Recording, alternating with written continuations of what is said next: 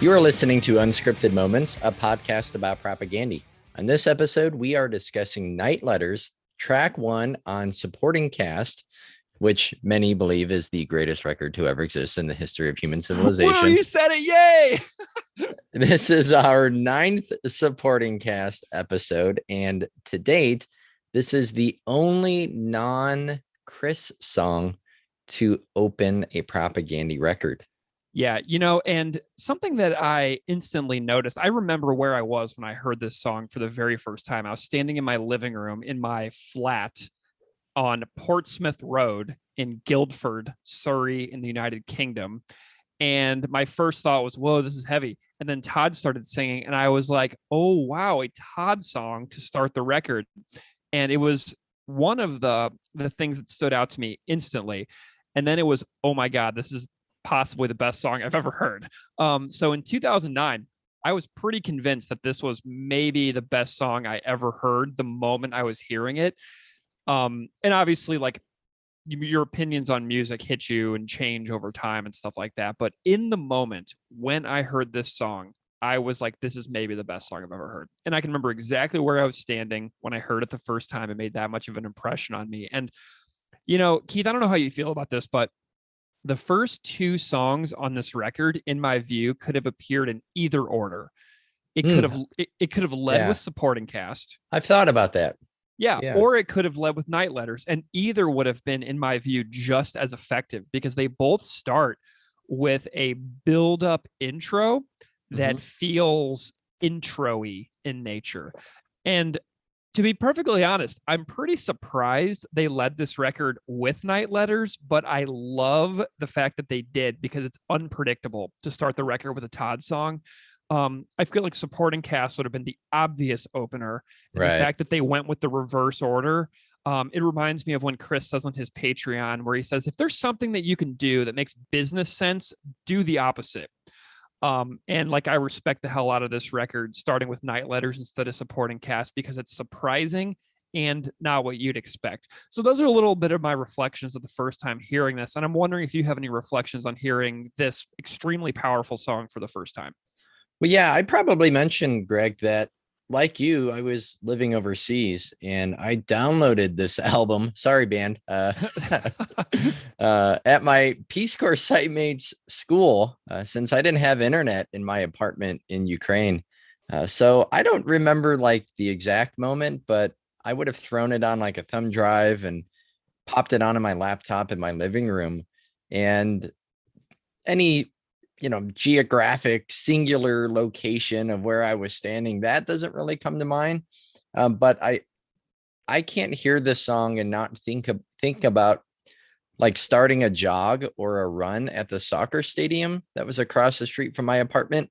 I jogged pretty frequently to this record, to Dead FM from Strike Anywhere. That's a good one.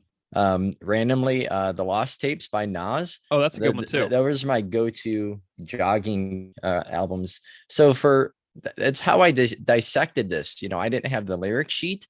I didn't really have any way to like look further into what the band was talking about or talk to people about, on forums or message boards or whatever. It was pretty much isolation in my listening to it. And the beginning of the song reminds me of that anticipation of going for a run, finding a rhythm, trying to set a pace before the track just explodes. And I think it's also worth mentioning that I think this is the last song that I saw the band play live. I'm actually pretty sure it is.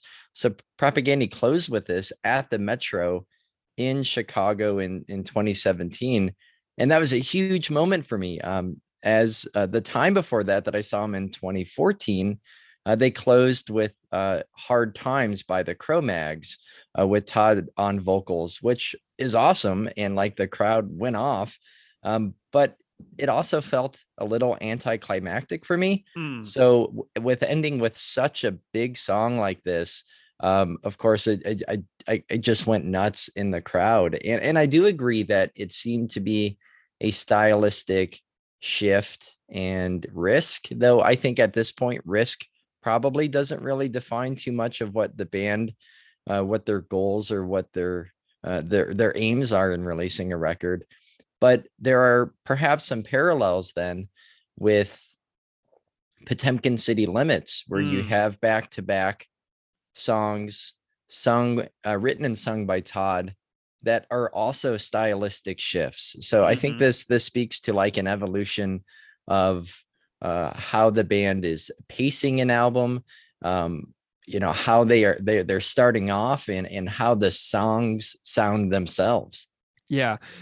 And I saw the band play this song, Night Letters, at the recent Winnipeg shows, and it was the first time I ever saw the band play this song. Oh, cool. To my knowledge, because the last time I had seen them was in 2012 in St. Louis on the Failed States tour. And to the best of my recollection, they did not play Night Letters in that 2012 tour. So I think that I saw Night Letters. I think they played it. They might have played it all 3 nights in Winnipeg. I can't remember. I did the set list in that Going to Winnipeg bonus episode, but it was either 2 nights or all 3 nights. And it just is so perfect live still. So, I mean, it's hitting just as hard as ever, and it's so powerful live, and the band sounded amazing. So this is still going to, I'm hoping that if the band does some shows next year, this one will be a staple for anybody out there who gets to go to some shows. But to start off this episode, maybe we'll define the term first, because we're going to talk a lot about Night Letters themselves, like the concept and what they are in the world later on. So let's talk about what a night letter actually is. And Keith, you found some great sources for this episode dating back decades, which we'll get into when we get into the lyrics. But before I define it, fun fact, I discovered a band from the UK called Night Letters. I was searching for this in one of my streaming services yesterday, and I searched Night Letters, and a band from the UK came up, and they kind of sound like Failure or the Deftones. Oh, cool. Like the mellow-ish kind of like Deftones, but like they're kind of mellow and shoegazy. So that was kind of cool. But anyway, so the definition of a night letter is an unsigned leaflet distributed clandestinely. And a source from the Immigration and Refugee Board of Canada defines night letters as, quote, a means of communicating general information or specific instructions to the local populace or targeted individuals, which are hand-delivered by night and contain instructions, threats, or warnings for local individuals or small community groups. And that definition also includes specifically Afghanistan in the definition. So it also says that these are threatening letters to communities or individuals that are usually hand-delivered or posted to a door or mosque by insurgent groups at night, and that are a common means of intimidation and control of local communities by insurgents. And that's from Human Rights Watch in 2010. So on this episode, we have a narrative that tells the story of a small group of people fleeing violence. This is something I've thought a lot about. The power of a single story within this song, talking about like individual person, and a small family. Versus the story of like millions of people. So whenever I think about stories that are really super powerful, individual narratives make things in the world that are troubling extremely relatable. If you talk about something like millions and millions of people, it's hard to wrap your brain around it because it's so big. But this song makes it so individualized, which is something I love about it. No, Greg, that's a great point. I mentioned recently doing a teacher seminar with some local educators. And a point I tried to make is oftentimes it's really easy to focus on like the zoomed out statistics in history or even in current events, whether in the past that's something about slavery, or today, if it's, in the context of this song, about immigrants or migrants or refugees. And that can help you build a picture, the statistics, the big pictures. But it also threatens it can allow you to lose forget that there are humans behind those numbers. Right. Exactly. And so in teaching, and I think in teaching hard history, there has to be a combination of that to where we see the scale and the scope of these large events in history, the Atlantic slave trade, for example. but at the same time, we zoom in so we don't lose the reality that, we're talking about human beings in the process. So I think that this story, right, while specific to Afghanistan, as you mentioned, is not only specific to Afghanistan, right? This represents millions of people. Absolutely. And whenever you have like a single story, those millions of stories that we were just talking about a second ago, you have to remember that every single one of those millions in the statistics have sons and daughters Right, and right. nieces and nephews and grandparents and houses and careers and all this stuff. Like there's such a complex weaving of life stories behind a massive statistic that it really becomes overwhelming for the individual emotional state, which Todd addresses in the lyrics, which we'll talk about later. Well, Greg, we have a pretty action-packed episode here filled with guests for Night Letters. So who is up first? So I'm thrilled to say that Parker Molloy is here. Parker Molloy is a Chicago-based writer and author of The Present Age, which is a newsletter about communication in a hyper-connected world. And between 2018 and 2021, Parker was editor-at-large at Media Matters for America, which is a nonprofit media watchdog. She wrote about the role that right-wing media played in the rise of Trump and the creation of alternate perceived realities. And Parker is her work has appeared in the New York Times, Rolling Stone, The Daily Beast, Vice, The Verge. And Parker is absolutely a massive propaganda fan. But Keith, you're the one who originally put Parker's work on my radar. And I'm wondering about your story of finding Parker and following what she does. Yeah, I've been following Parker Molloy on Twitter for a pretty long time. And probably even before I realized that she was a huge propaganda fan. And I just her snarky creativity and calling out racism and sexism and homophobia and transphobia. Her Twitter is just, I think, a masterclass in media literacy, combing through the dregs of conservative misinformation to warn us about what passes as news these days, and doing it in serious ways when it needs to be serious, but also doing it in really funny ways when I think it helps, alleviate the stress of the things that, our family members or friends or students are seeing.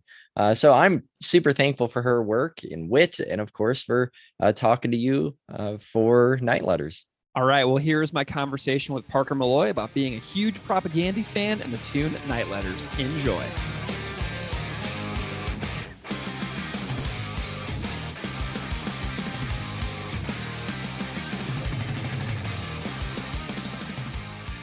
Parker, for those listeners out there who don't know you or your work, can you go ahead and just briefly give an introduction to yourself so they know a little bit about who you are?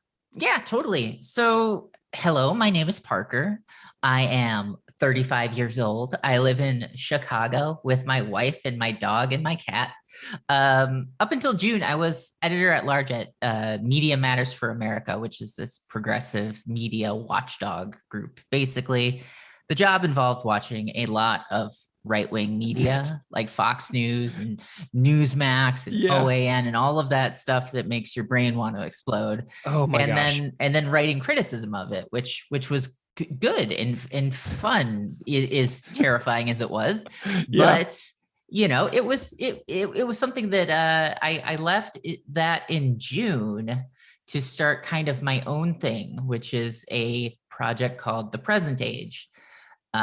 Which is it's a newsletter plus a weekly podcast about the way we communicate during this sort of time of hyper-connectedness. Like, so as we're all home during a pandemic, people have figured out different ways to sort of connect and communicate. And, bands did live streams, and people who were used to closing deals in the business world, over dinner had to figure out how to make their points over Zoom, instead. So that's sort of stuff. So it really kind of shook up the entire world. And I was like, this is just an interesting topic. So I write a little bit about politics, media, culture, pretty much anything I feel like. So far, it's been pretty fun. Nice. Well, I'm curious about your podcast as well. I was listening to some episodes earlier, and as a podcaster myself, I do 2 podcasts. So I'm curious how you're feeling about your podcast. Maybe some of the things that you didn't like expect that have been the results of doing a podcast, like, or any like the kind of work that you maybe are just kind of figuring out along the way. How's that process going for you in podcasting? Yeah, it's fun because I am, what have I done? I've done 9 episodes so far, Mhm. which is not a lot. So I am still kind of figuring things out. So, Parker, I was reading your work this week, and your piece called "It's Hard to Have Much Faith in Humanity These Days" felt super appropriate for the occasion. So, you're going to be on the Night Letters episode.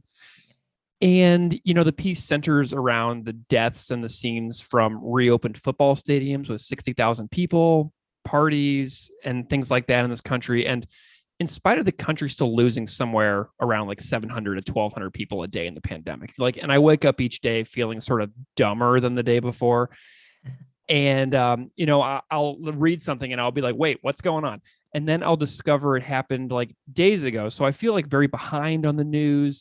And I feel very dispirited whenever I read these things. And your headline, "It's hard to have much faith in humanity these days," is very propagandy in a lot of ways, and very appropriate for Night Letters as well.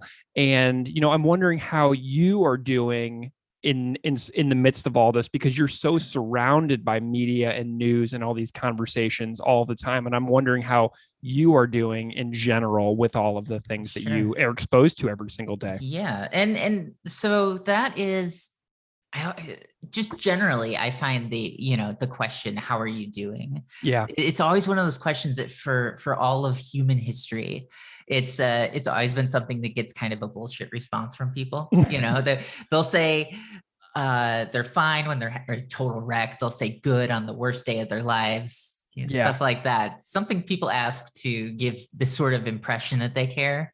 Mhm. But since the pandemic started, I think people are being more honest when they answer that question. Yes, refreshingly so. A lot of times, it's so strange. They'll go, well, things are challenging, and it's like good. You're telling the truth. Things have probably always been challenging, but you've just gone with the whole sort of routine of saying like, yeah, I'm great, that sort of thing. But to that sort of the point of trying to take in so much information and constantly be plugged into the news, that is a big issue that has been it has a negative effect on my mental health. I mean, there's no 2 ways about it. You can't read about death and destruction every day and see a significant portion of the population just not care about anyone other than themselves. Mhm. And that's what's kind of been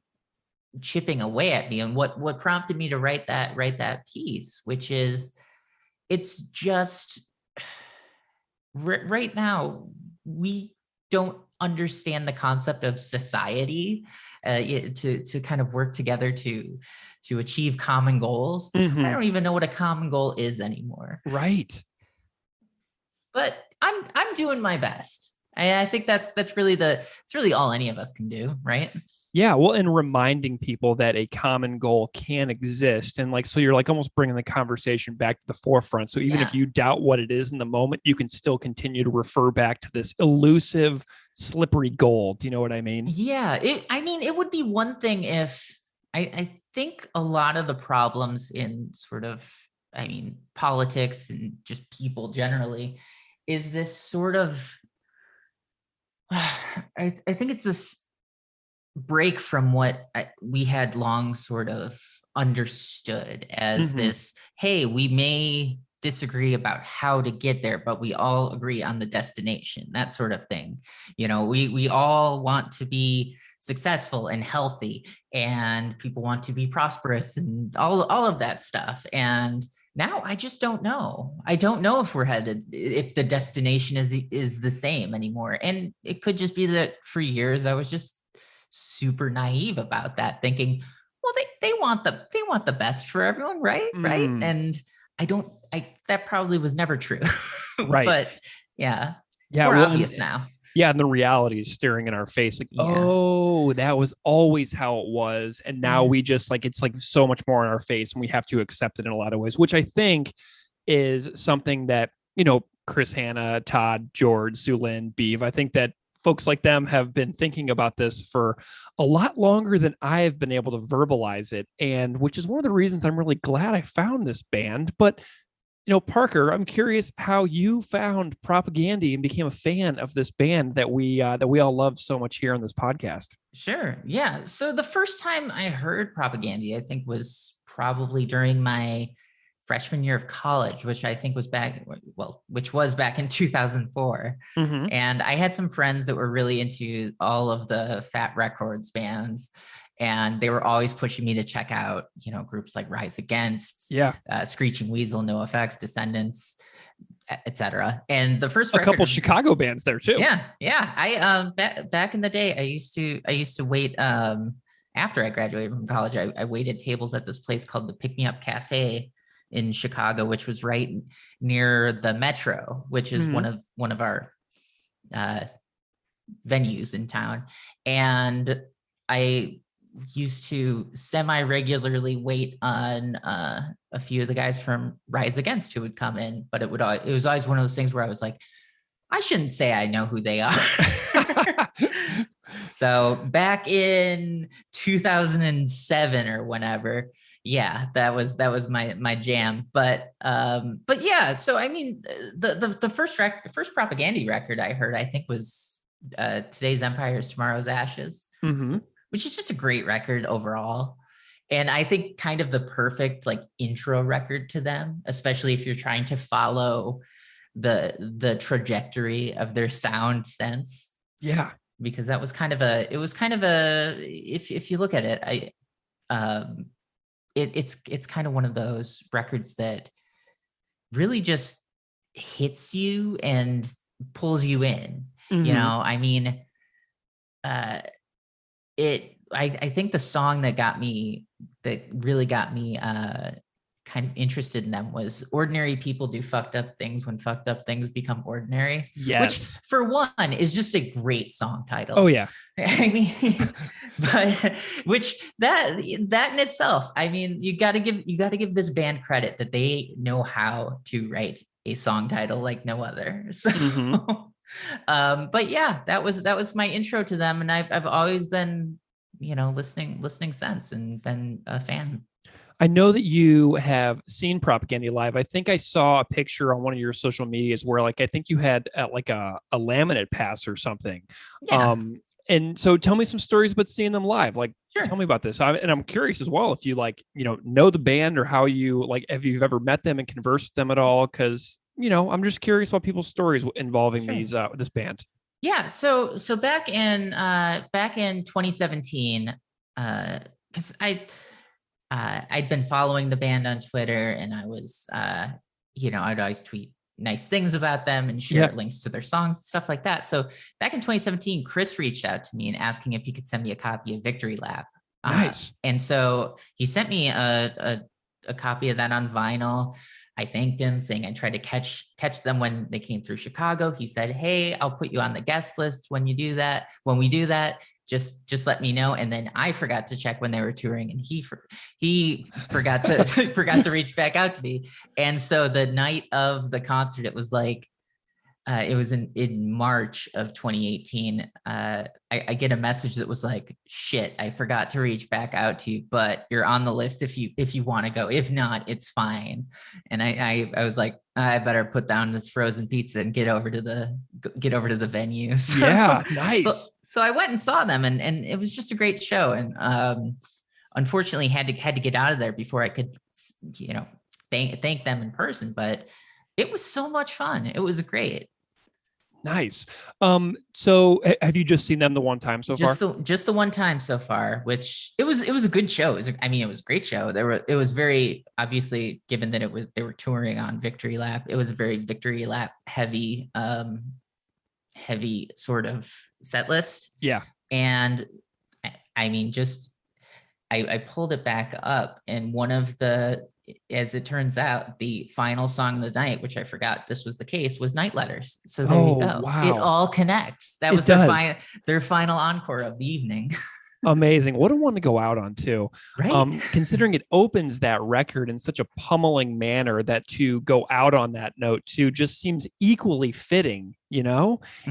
Even though it's the first song on the record, it could easily be the last, and it would be just as powerful as an opener or a closer, I think. So I agree. Yeah. So before we get into the song, I'm wondering about, if you have like, if you know what your favorite record is, or a top two if you can't choose, and why you like think that one's your favorite. Sure. Well, I think Today's Empires, Tomorrow's Ashes is my favorite, and that is for a couple reasons. For one, it's the first thing of theirs I ever heard. Two, it's got this really interesting, I don't know, because it was released in early 2001, obviously before 9/11, but that it just feels like such a time capsule. Yeah. You have this feeling of the world being really fucked up, but not in that way that people can just point to it and say, that's the problem, which I feel like 9/11 kind of gave people that sort of thing to point to, which is sometimes not helpful to have something so obvious to point to, because we could say, no, see, that's the problem, not all of the, all of this, all corruption and stuff like that. It was a way for people to focus our attention when it comes to injustice in the world, or change that needs to be made by going, well, look at those brown people, like look at those, these scary foreigners, like that sort of idea that's, xenophobic and horrible and everything. But Today's Empires has this sort of, it really just kind of, it's the record I think about when I think of the immediate run up to 9/11, which I don't know if there's a real reason for that, or if it's just that the timeline works that way. It was when it was released and all of that stuff, Yeah, totally. And that's a really interesting description of it as well, because I hadn't obviously I knew that it was released before 9/11, but the descriptions of the world in the song written in a pre 9/11 context, it's like they become that much more real and prescient and vivid in a post 9/11 world. You know what I mean? So the album seems to have aged into itself a mere 7 or 8 months later. Does that make sense? Oh, absolutely. And I think one of the sad things about their records is how long they've remained relevant. That's not a dig at them in any way, but it's just the fact that these same problems that they've been singing about for 20 years, 25, 30 years now, are still around. We still have to worry about the same exact things. So little has changed. Yeah, well, and I was talking to Damian Abraham from the Canadian band Fucked Up, about the song State Lottery from Less Talk More Rock. And, it's about the election cycles and everything, about the, the mile wide grins and the parties and the balloons after you win an election, and then you're inheriting this absolute catastrophe of a society. And Damien and I were like, dude, we're having there's a Canadian election right now. We just had the American election last year, and this song is from 1996, and it doesn't get any less relevant, which is so wild to consider. You would hope that it would get less relevant over time, but it just doesn't. Oh yeah. Well, I mean, if you look back at, like one of my favorite songs from How to Clean Everything is Stick the Fucking Flag up your goddamn ass. Like that song, it's kind of amazing. It's like 1993, the same sort of ridiculous, goofy, over the top, hyper patriotism kind of stuff that still affects all of us today. I've just always kind of looked back at that and been like, damn, this Yeah. sucks that we're still in this place with this really dark place where there are so many very real threats to any sort of progress that's being made in the world.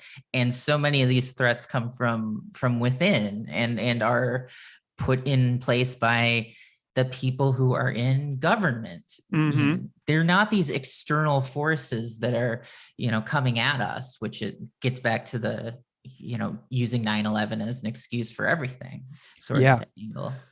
Well, and so this song that we're going to talk about, Night Letters, a little bit here, it's a lot of, there's the vivid scene of, people fleeing from violence, going to a new place in search of a better life. And there's also the uncertainty of the safety of the people left behind. So many of these issues that we're talking about are relevant to this song in general. But I send every guest a list of songs for episodes that I'm hoping to make. And then I let the person decide what song they want to talk about. And I'm curious why you particularly selected Night Letters, because it's I don't know. I don't know what song I was expecting you to choose, but I'm really glad that you did. So why did you pick Night Letters? Yeah. So Night Letters, I think, is there are two reasons that I really love this song. One, it is absolutely everything an opening track to an album should be. It's the riffs, the drums. It's heavy. It's like it's a sonic kick to the teeth, basically. And it really sets the tone for everything that comes after that. I mean, one of my favorite songs of theirs is Dear Coach's Corner, which obviously that's obviously one of their most popular songs. But had that been the first album on the track, first track on the album, it would have changed the entire tone in a way that I don't think would have been good. I think that having Night Letters as the opener there is just perfect. But as you were saying, it would have been great at the very end of a record too. So yeah, it's kind of interchangeable in that way, but it sets the tone for a record that really kind of has that riff heavy, more, ever further embracing metal kind of stuff that they've done over their careers. So that's one reason that it's just perfect for being in opening track. But two, I like that it looks at stories of refugees as sort of from a way that doesn't put an expectation of gratitude on the people who are the refugees coming into the country, whether it's the US or Canada or really anywhere in the quote unquote West. And that's what the lyrics kind of get at, the challenges of being someone who's had your home blown apart and your life upended because of the West picking fights, ruining lives and ending lives and acting like they should be thanked for it. How many Afghan lives were ruined by 20 years of war in the region, or how many Iraqis died because we decided to invade the country on a lie. So taking in refugees is quite literally the bare minimum we can do to help people left behind in this wake of destruction. So that is one reason that I really like it, is that it takes this very, very empathetic, sympathetic angle here to someone who is suddenly in a faraway country that they're not used to, that they're just not they're not acclimated to. You have that line about being adept at cold. Yeah. Your mind constantly returns to a place that's not so fucking cold, but on fire with war. Yeah. And you have these extremes in there, and it paints just such a beautiful picture of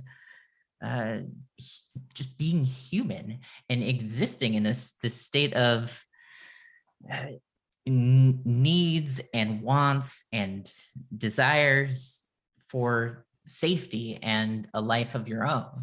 Yeah. Well, and another thing that that's springing to mind here is the narrator voice. Okay, so we have Todd here, and Todd's pretty well known for doing work with resettling refugees in Winnipeg. I know that he's volunteered in that area for a long time in his life at various points. So at the very end here, he's saying, tell them it's 3 years that they'll have to wait as their whole world implodes. So not only do you have the life story of the person fleeing violence, but you also have the life story of the person who has to break all this terrible news to these people who have suffered so many things already. And then, so even the people with good intentions in this storyline don't have the answer. Does that make sense? The answer is like, I don't know. You got to wait. Does that make, you know what I mean? Yeah. Oh, absolutely. I mean, there's also something to the fact that that they open this record with a song where Todd sings. I mean, it's kind of, you kind of expect from a lot of bands to have this, okay, the person who will sing like a couple songs on a record will sort of have theirs buried somewhere in the middle. But it's another thing to be like, yeah, let's just start it with a Todd song. Yeah, exactly. I think it's the only record too that has a Todd song at the beginning. So that's kind of unique as well. That is cool. I like that. And I think that also goes to set the tone. It's sort of like at the beginning of a, I'm trying to think about this, at the beginning of like a movie or a play where you might have a narrator kind of telling you what's to come and telling you what to expect. I think that's kind of the role he plays, that this song plays in that it's, okay, you have this voice that you're not going to hear for most of the record, but it's important that you hear it here. Yeah, and it's like a guarantee that you hear it when you start the record with a particular song. It's like, you are never not going to hear this track. Like, you might miss track 11, you might miss track 9, but this is one that you're never going to miss, Yeah, it's so important to get a good first track in there, because it is the one that people just can't avoid altogether unless they're just straight up not listening to a record at all. Yeah. But there are a lot of records that I've listened to where I can't remember the last 2 or 3 songs on there because they're the ones I listened to the least. This was great because it put it front and center, and it also makes that the issue being discussed in the song an issue that is important and should be front of mind for listeners, which I think is just great. I'm thinking about your work as well here. So you report on stories. Story is something that obviously matters to you as a person in this world. And this song is a story. And I'm wondering about your take on like the way this song presents a story, and maybe like how this might be like inspiring to the kind of work that you do. Sure. Well, one thing I really like to do, which editors that I've worked with really don't like me to do, is to just start off with something that kind of throws you into the story right away, where then you have to kind of backpedal to figure out what it is. And I understand why that's something that a lot of times I would have editors who would be like, let's not start with this. Let's start with the explanation of where we're getting to that, because otherwise you might lose people right away. But that's exactly how this song starts. Your world was blown right apart on a night of sickening death. Like, that is so in your face. It's just great. It's great storytelling.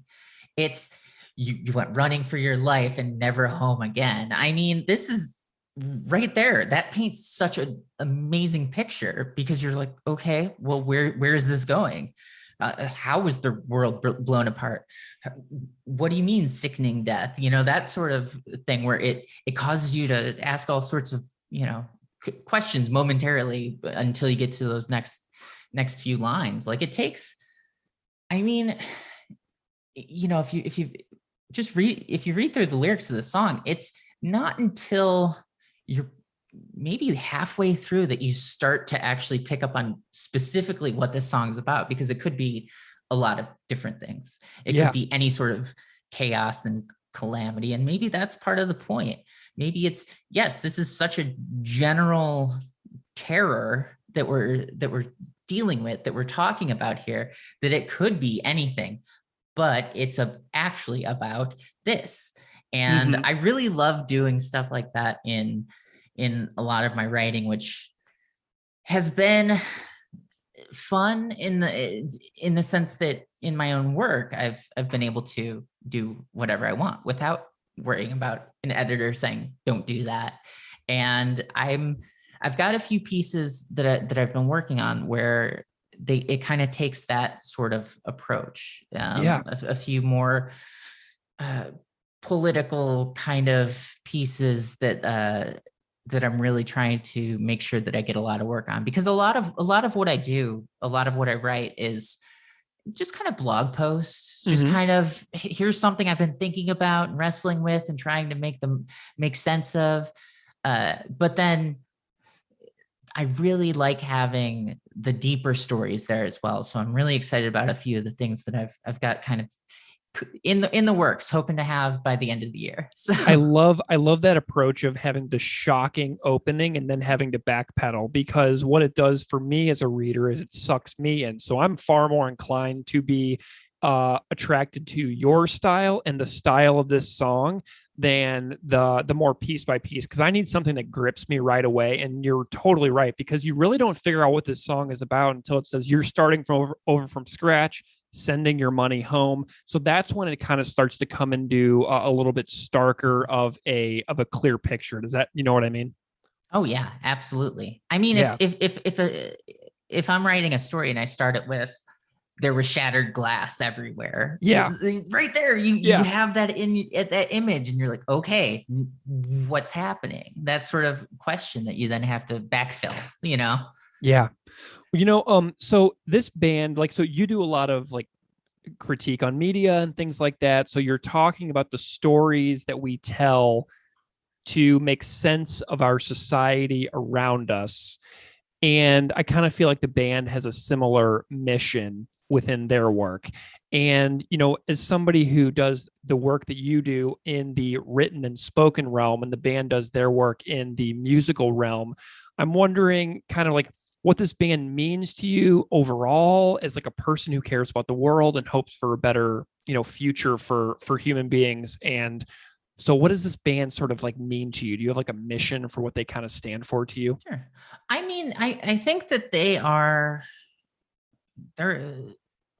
really they're just a band that they're very outspoken and don't seem to care if that hurts them in certain ways. And that is a really rare sort of approach that you don't see in many industries and many art forms these days. People don't want to be, or when people do talk about being controversial, it's this sort of controversy for the sake of creating controversy, or controversy built around insulting people or hurting people or being politically incorrect, that sort of thing. But their approach to being controversial is just saying straight up what's on their minds, which is really interesting. And it's not built around trying to shock people. It's just telling people how fucked up the world is. Yeah. And sometimes it's just helpful to have someone go, yeah, things are bad. Things are really bad. And these are the specific problems that we kind of have to work through. And I think that that's kind of what they represent to me. It's just this sort of unvarnished honesty. Awesome. Well, Parker, I am so delighted that you were willing to come on and chat about Propaganda with me for a bit, and to talk about the work that you're doing over at the Present Age. And I'm wondering if you have any links or places that you would like to direct listeners' attention if they would like to follow along with what you're up to in all the different projects that you have going on. Absolutely. So first off, I'm on Twitter way too much, but anyone listening can follow me there. It's Parker Molloy, Molloy. And my website, The Present Age, is readthepresentage.com, because thepresentage.com was already taken. All right. Well, readthepresentage.com and at Parker Molloy on Twitter. Parker, thank you so much for coming on the podcast. This has been a real pleasure, and I'm just super grateful to you for hanging out with me today. Oh, thanks so much for having me. I really appreciate it.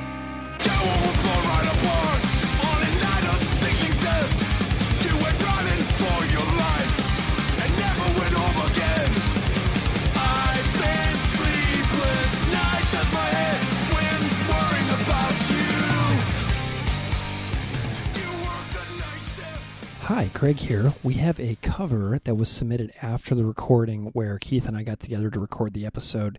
And there's a cover that was made for Night Letters by a fantastic podcast listener named Steven. And Steven did a cover which he refers to as pretty standard, where he basically played the song through as written.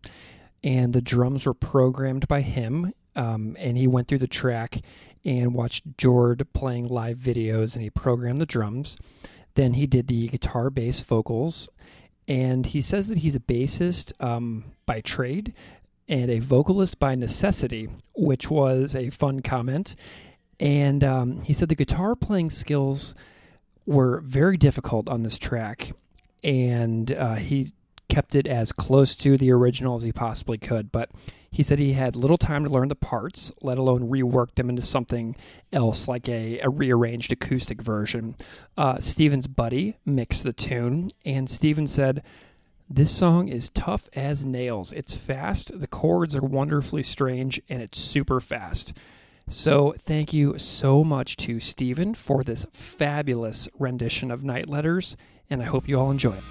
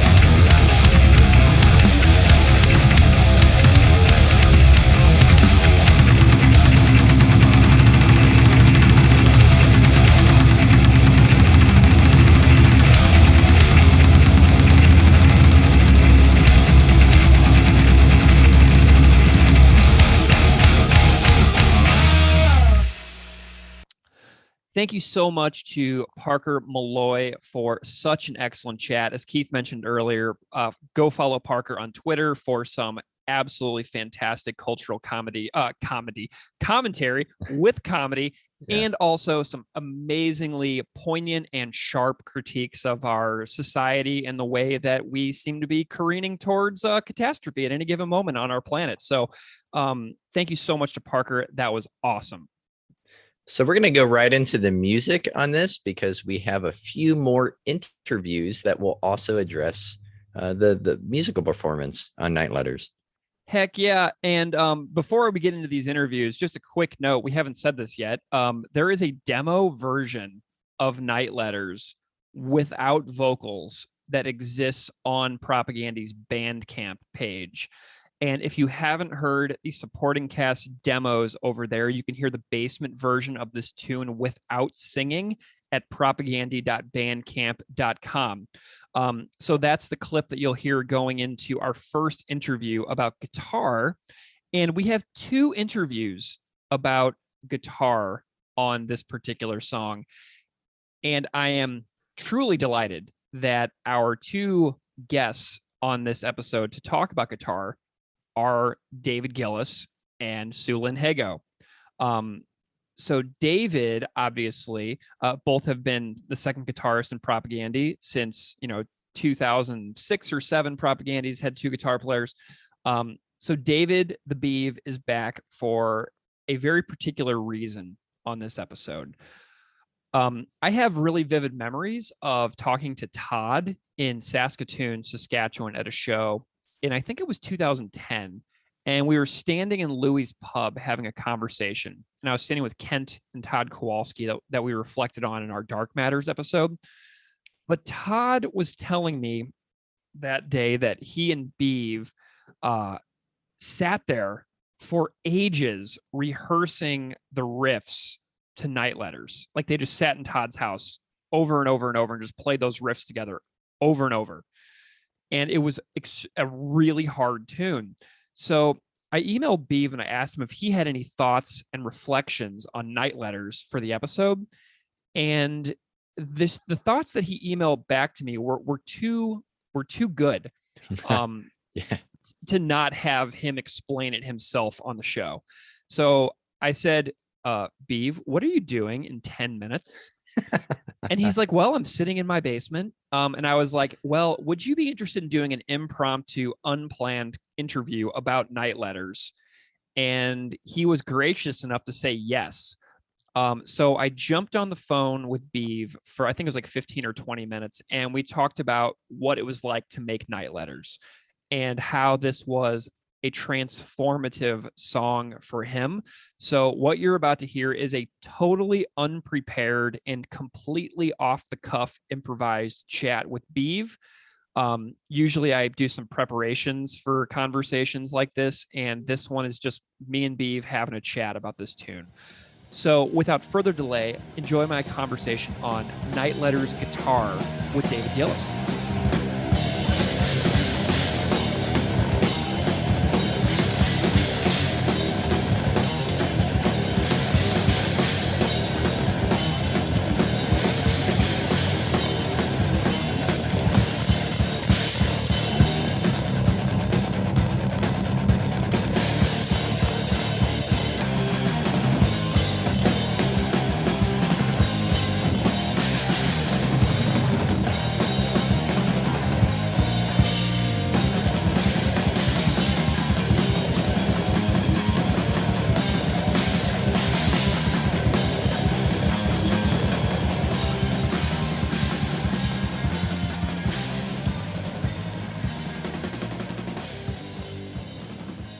David, welcome back to Unscripted Moments, a podcast about Propagandy.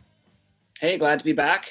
So this is really funny for me right now, and I love how this all came together because I just randomly messaged you a little while ago on Instagram, and I said, hey, do you have any thoughts on the song Night Letters?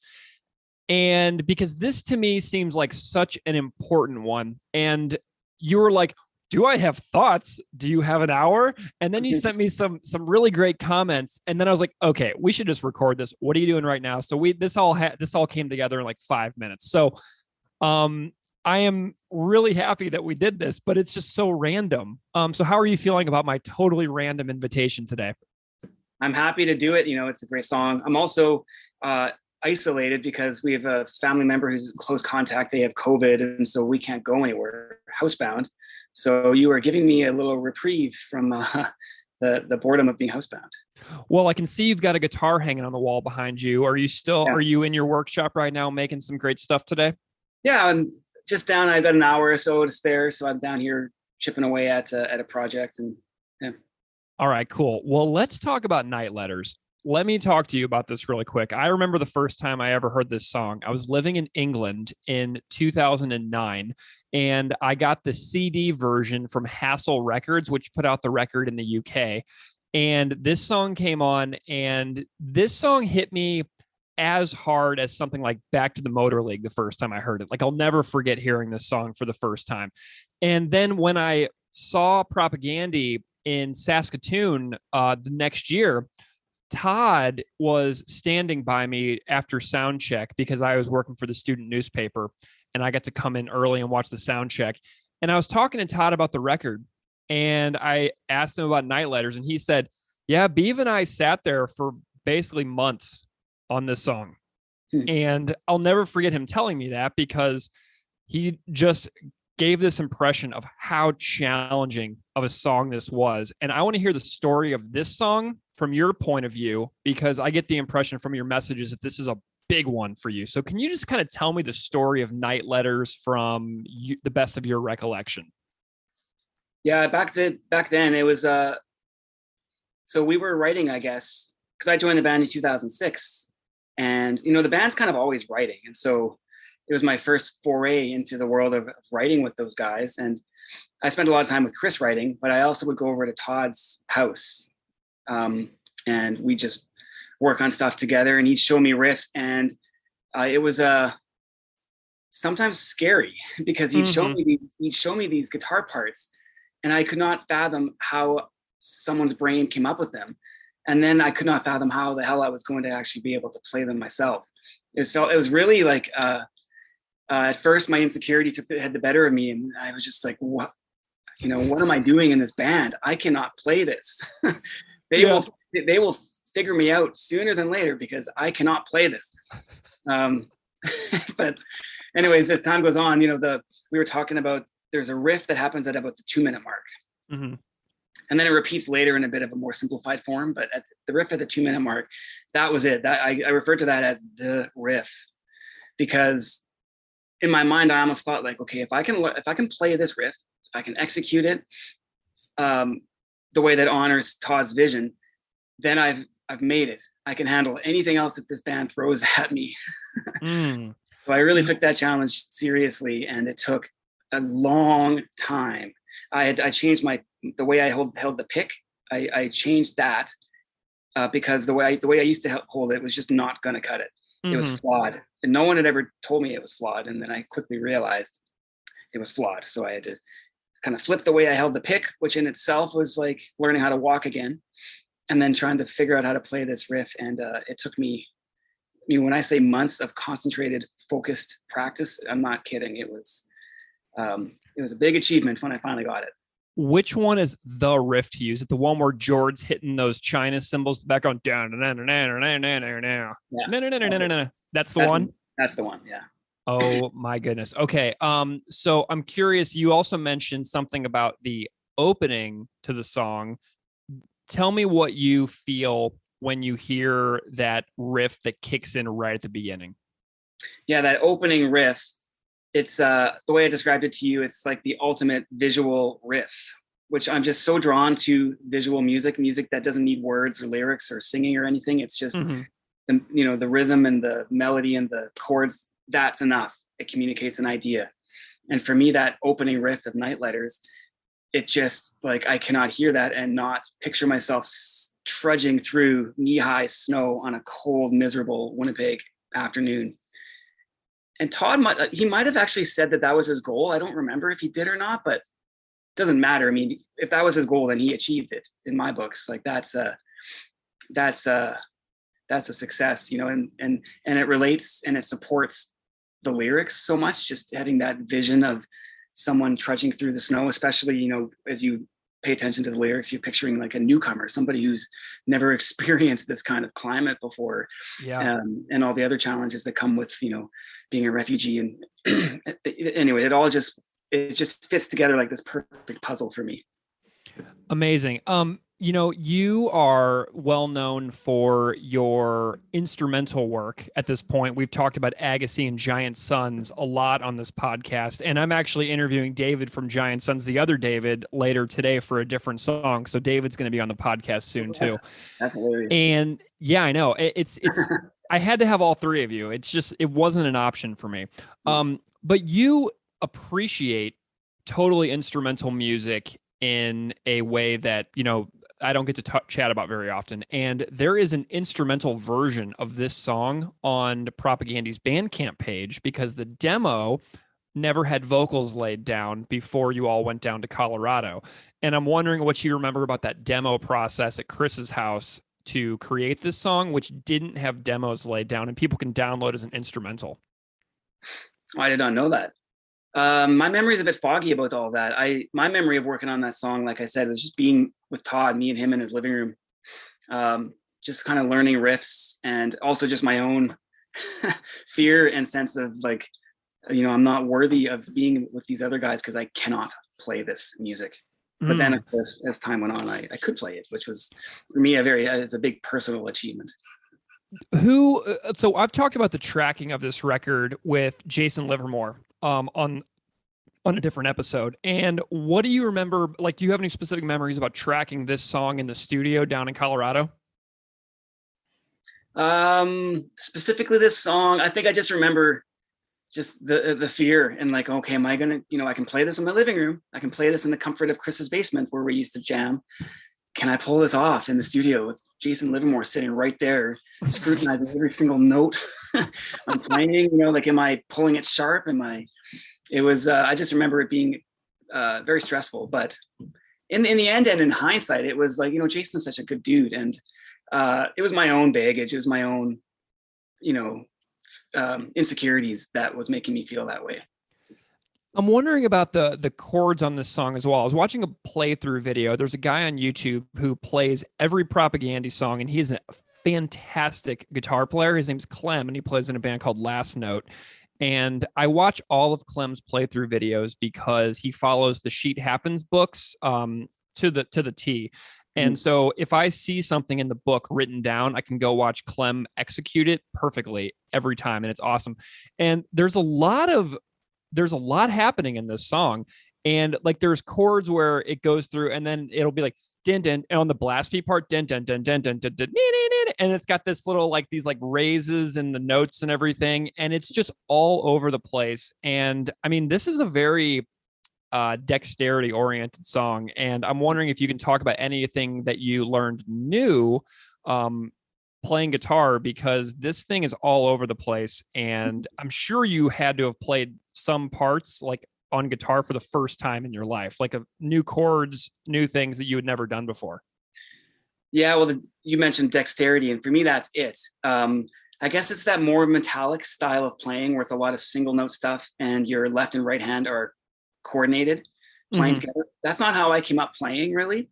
I was much more, and I still am much more into chords and kind of finding melodies within the chords, less so into like the really refined, fast picking. And so for me, that was the learning curve, is like these really small movements in your right hand that have to be precise and accurate, lining up precisely with what's happening on your left hand. That was the big challenge. And it's almost like it was like a exercise regime. You know, it wasn't a musical exercise in learning how to play this. It was a physical, I need this hand to match this hand, and they need to do it at the same time. And, you know, it was very physical. Something else that really jumps out at me here is the fact that everybody who's a fan of this band thinks about Todd as the bassist of the band. And he played guitar in I Spy, so he's obviously got a lot of guitar playing experience, but like that's not what the listeners of the band see when they think about this band. So what do you think about Todd as a guitar player coming up with riffs like this? Because it's almost like he does it like undercover. You know what I mean? Yeah. Oh, he is a huge influence on me as a guitar player. I love guitar players where you listen to them and you're just like, what? Like, where did that come from? Yeah. Listen to Chris, and Chris is also just a massive influence on me. But I can understand his melodic sensibilities. I don't mean to say that they're predictable, but I just feel like we're on the same wavelength or whatever you want to call it. I kind of tend to get where Chris is coming from with his ideas. Yeah. His ideas are just like, whoa, but it's just so amazing. And then to sit down with him and to see how he's playing these things. And I remember back then when I was learning Night Letters, he was really into these like bluegrass guitar instructional books, and he's learning how to play bluegrass. And it involves a lot of like, there was like some sweep picking, I believe it or not, even though that's considered more of a metal thing, and just really precise little movements. And, he's just so committed at whatever he does. And he's such a good guitar player. It's a shame he's not a guitar player in a band these days, like he was back with I Spy. Amazing. But I always kind of took it as my mission. One of my missions in the band was, okay, whatever idea he's got, I just want to be a conduit to honor this idea, because it's going to be me or Chris playing it live or on the record. But the idea came from Todd. And so I really wanted to honor that. And that was a challenge because, like I said, I didn't always intuit where the idea was coming from or what it was trying to achieve. It took effort and work. I don't know if I've never asked this of any of you before, but like, I know that sometimes in the studio, like I'll know that people in the bands who play different instruments will sometimes sit down and perform a tiny little guitar part here or there, or something that they don't play. Like, I remember seeing a video from the band Strung Out where Chris, the bass player in Strung Out, was playing a guitar riff that was going to be on a record called Blackhawks Over Los Angeles. I was like following their tour recording visual diaries and stuff. And I was like, oh, that's really interesting. Chris is playing guitar in the studio on this riff. And I'm wondering if you guys have ever done anything like that, where one of you will like switch something up and like come in and just like play like a little lick on a recording just to get the part done or anything like that. You mean like a kind of a spur of the moment kind of idea in the studio? Yeah, like would Todd ever be like, oh, okay, I'll do that, and like he'll just like play a little guitar part that like goes on the record? Is there anything like that to your knowledge? I'm sure there is, but for the most part, the band was just a very well rehearsed machine. So by the time we would go record, there were no surprises. Like everything was flushed out. I'm sure there was the odd little detail, especially vocally and like harmonies and stuff. But by and large, for the most part, everything was really meticulously worked out. Amazing. Well, I love the fact that you're willing to do this with me to talk about Night Letters for a few minutes. Getting the stories of the people who lived the creation of these songs is something that's an endless thrill for me. But something else has happened related to you and Chris since you and I last spoke, and that you delivered your guitar that you built for him to Chris, which he demonstrated on Patreon. And I'm wondering if you can like give a little reflection on that guitar building that you that we talked about last time, but has since been completed and delivered to Chris. It was really an honor to build for Chris, as someone I see as a really good friend, but also as someone who's been a mentor to me and someone who's been an inspiration and all those things. It was just like, similarly, when I first joined the band, I couldn't help feel like, what the hell am I doing here? Why do they even want me? Same kind of feelings when I was building this guitar. I don't have a lot of credentials as a builder. And the whole time I'm building it, I'm just thinking, why does he want me to build him a guitar? So, there's I felt a lot of pressure, but I also just felt a lot of like joy, for lack of a better word, building it, because I love building, and to be able to build for someone that, I admire so much. It was, like I said, it was a huge honor, and he seems to like it. He's the kind of guy, he'll tell me if there's a few things we needed to tweak, and but he seems to like it, and so I'm pretty proud of that. And yeah. What do you like about that build? I know you have very specific thoughts on each one of your builds, which you talked about in your guitar building bonus episode we did. What do you like about that guitar particularly? I like the body shape. It's nothing, we didn't break any new ground with the body shape. It's sort of in the same vein as a lot of like shredder style guitars. But I liked it because we sort of designed that shape together. I would draw things and he'd suggest things as we went. And, so I like that. It's a shape that I wouldn't have come to on my own. And I also just kind of like that it looks just very much like wood. You know, it's not trying to look like a car, or it's not trying to look futuristic. It's just like, there's some wood. It was carved. It was assembled with care, and it's now able to make music. And that's kind of what I dig about it. Amazing. Well, David, we're talking on New Year's Eve right now, and I'm super grateful to you for spending a few minutes with me to chat about Night Letters and the guitar building updates. Tell everybody where they can find your guitar work once again, if they haven't done so at this point. I'm on Instagram. I post every once in a while. Just search Stranger Guitars on Instagram. Awesome. Well, David, Happy New Year, my friend.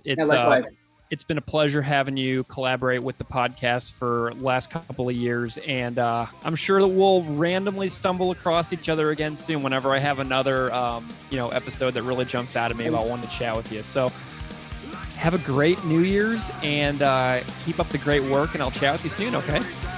Sounds good. Thanks, Greg.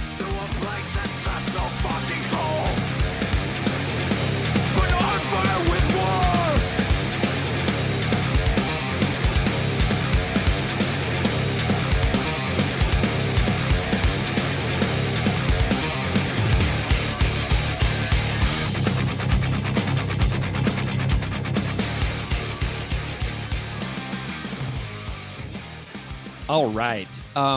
Keith, isn't it awesome that Beave keeps coming back on the podcast? I just feel beyond blessed and lucky and fortunate that so many people, including the Beave, including Sulynn, have been willing to come back and share their thoughts and ideas and experiences, and to add to, the things that you and I throw around, but to really add far more meaningful insight, I think. Yeah. Well, speaking of Sulynn is here again. And I put Sulynn's interview on this episode last, because I've already actually released this interview with Sulynn. I put this at the end of the complete band interviews collection. And the reason why I released it on that bonus episode, compiling all the band interviews, is because we've been sitting on this Sulynn Night Letters interview since the summer of 2020. Because we just haven't got around to this song yet. So this interview is more than a year and a half old at this point.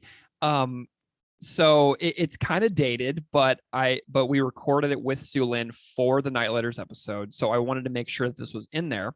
But it is absolutely amazing to me that we released the complete band interviews, which is going to wind up being a volume 1, it seems, because we've got this new Beave interview, we've got this Sulynn interview, plus another unreleased Sulynn interview, plus the unreleased forthcoming interviews that we just did with Todd. So there is apparently going to be an Unscripted Moments podcast about Propaganda, complete band interviews, volume 2 as well, sometime in the future. So my plan is to get you in conversation with George sometime, and we'll have a Keith and George episode, which I am looking forward to. But without further delay, please enjoy our conversation with Sulynn Hago discussing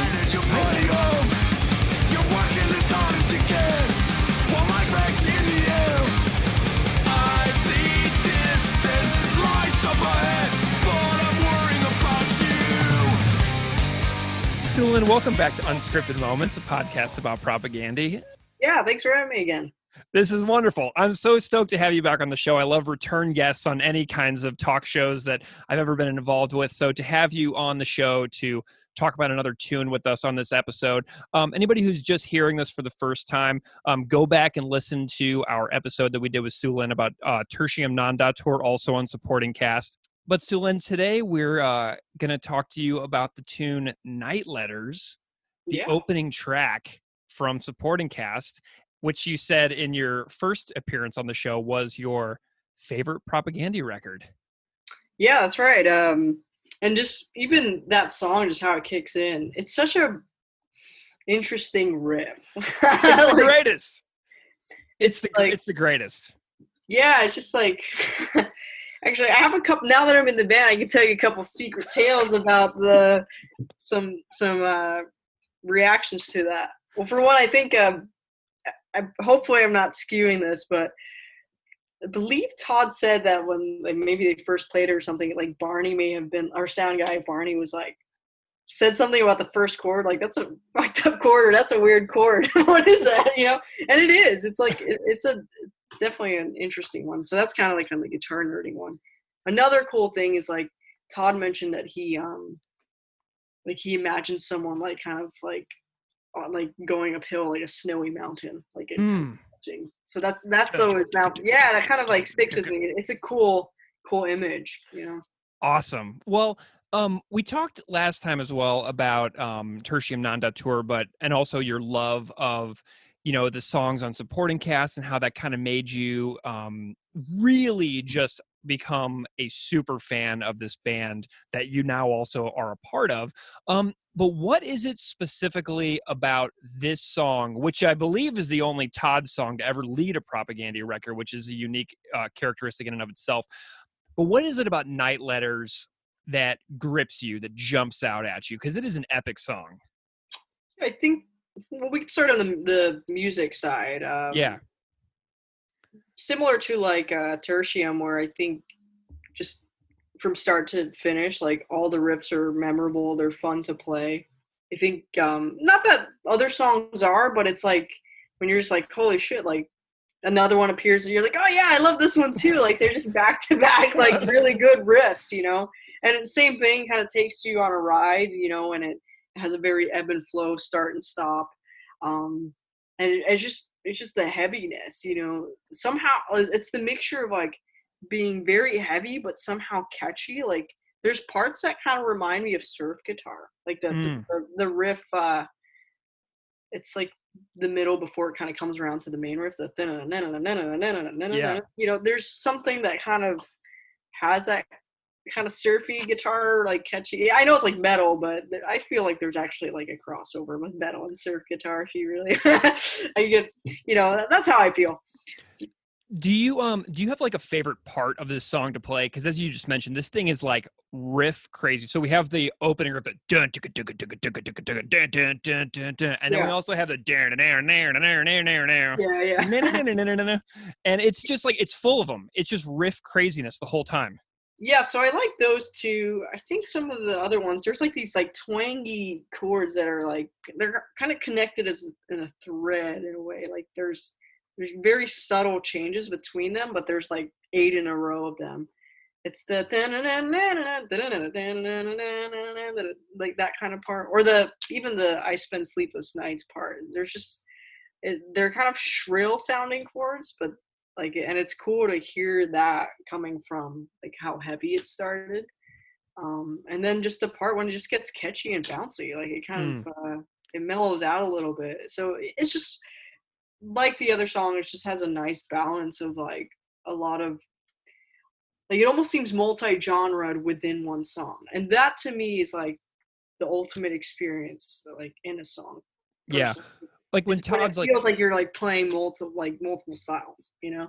Yeah, like that part where he's like, I'm adept at cold. It's just like really catchy. And, you know, we talked about Bringer of Greater Things on another episode as well, which is like a very singable Todd song as well. It's not a rager. And this one has these parts where he kind of blends those two worlds of like, you know, like Fuck the Border, but also Bringer of Greater Things, where he brings both of his styles almost into one perfect amalgamation. Does that make sense? Yeah, for sure. Yeah, and actually, funny enough, I almost chose like a Negredo to talk about because Negredo has that kind of same thing. That's a really nice one. I regret it actually. Like after I sent a list, I'm like, oh, there could have been that. That's a really great one too for similar reasons, and it kind of ends up where you don't expect, and I really like that about it. Well, I think that we may have to, you know, poke you and have you back. yeah, whatever. Well, just come back. I'm here in New York, indoors. yeah, nice. You know, one time, so I did my master's degree at the University of Saskatchewan in Saskatoon, and Todd's brother who works out there, used to work out with me at this gym. Oh, really? Yeah. And so when Propaganda came to Saskatoon one time, I saw the guy that I worked out with at the gym, and I was like, hey, what are you doing here, man? He's like, oh, my brother's in the band. I was like, what are you talking about? He's like, oh, Todd's my brother. So I got to hang out a lot with them one night when they were in Saskatoon, and Kent and Todd. And Todd talked to me about the creation of Night Letters. And he talked to me about how he and Beave worked on this song like forever. Like all the blast beat parts, he said that they just sat there like what felt like weeks and just worked on these things and just dun dun dun dun dun dun dun dun dun dun and just really tried to hammer it home as they were writing it. That's awesome. Have you ever talked to Todd or the guys in the band about the composition process for this song and like how they kind of structured and put this thing together? Because it is like this epic puzzle. No, but that's so awesome to know that. Fuck, I should. You should talk to him about it. Well, yeah. I mean, there's such like little like bits that I get, and I think part of like, because I'm there for so little, it's like we're kind of in like prepare for the show mode, run through the set like 6 days in a row. But that's awesome to hear. Like that's how yeah, he's like, yeah, and me and Beeve like sat in my house and just went over those blast beat riffs. He's like, he said it took them weeks awesome. to feel like they really had it down. So do you feel, how do you rank this song as far as like Todd's contributions to the band? Like, does this one hold kind of like a special place for you for Todd's songs? Oh, for sure. Yeah. I think this one and Negredo are like two of my favorite Todd songs for sure. Nice. How do you feel about the lyrical content of this song? Is there anything that you specifically love about like the topic or the content of the lines themselves? Yeah, I think, this was a sad one, and like it's and what's cool about Todd's like songs is like he has a way of like writing sad songs, but like they don't sound as depressing as they could. Like there's some kind of almost like hope, like shimmer of hope in them too, or even if there isn't, like just almost like an acceptance that it's all right to be sad sometimes, Yeah. I think it brings to light like something that maybe that's out of the radar, or maybe our privilege, like living, like we kind of forget these people who maybe have experienced like that much like violence in their daily lives and have to escape it, like so that like that really makes you think. Oh, there's my cat. Yeah, my cat's right here on the floor next to me. Maybe they'll talk to each other about propaganda songs. But yeah, so I mean I should pull up just because I know there's lines that I like. I'll look it up here. It's like, to me, this song is like I'm envisioning like a life in my head, like a refugee arrives in Winnipeg. It's -40 outside. Yeah. Todd befriends this person. He hears their story, and this person tells a story of fleeing, and then they also are trying to contact the people they left behind. Yeah. And they're worried that their family is going to be murdered in where they used to live, but like Canada has also denied their visa for 3 years. They can't come for 3 years. And so I'm like constructing this narrative, like this like literature in my head in relation to just this short song, because there's like many generations of lives in this tiny song for this one family fleeing, having their city destroyed, and some being left behind and stuck there, and some being able to get out.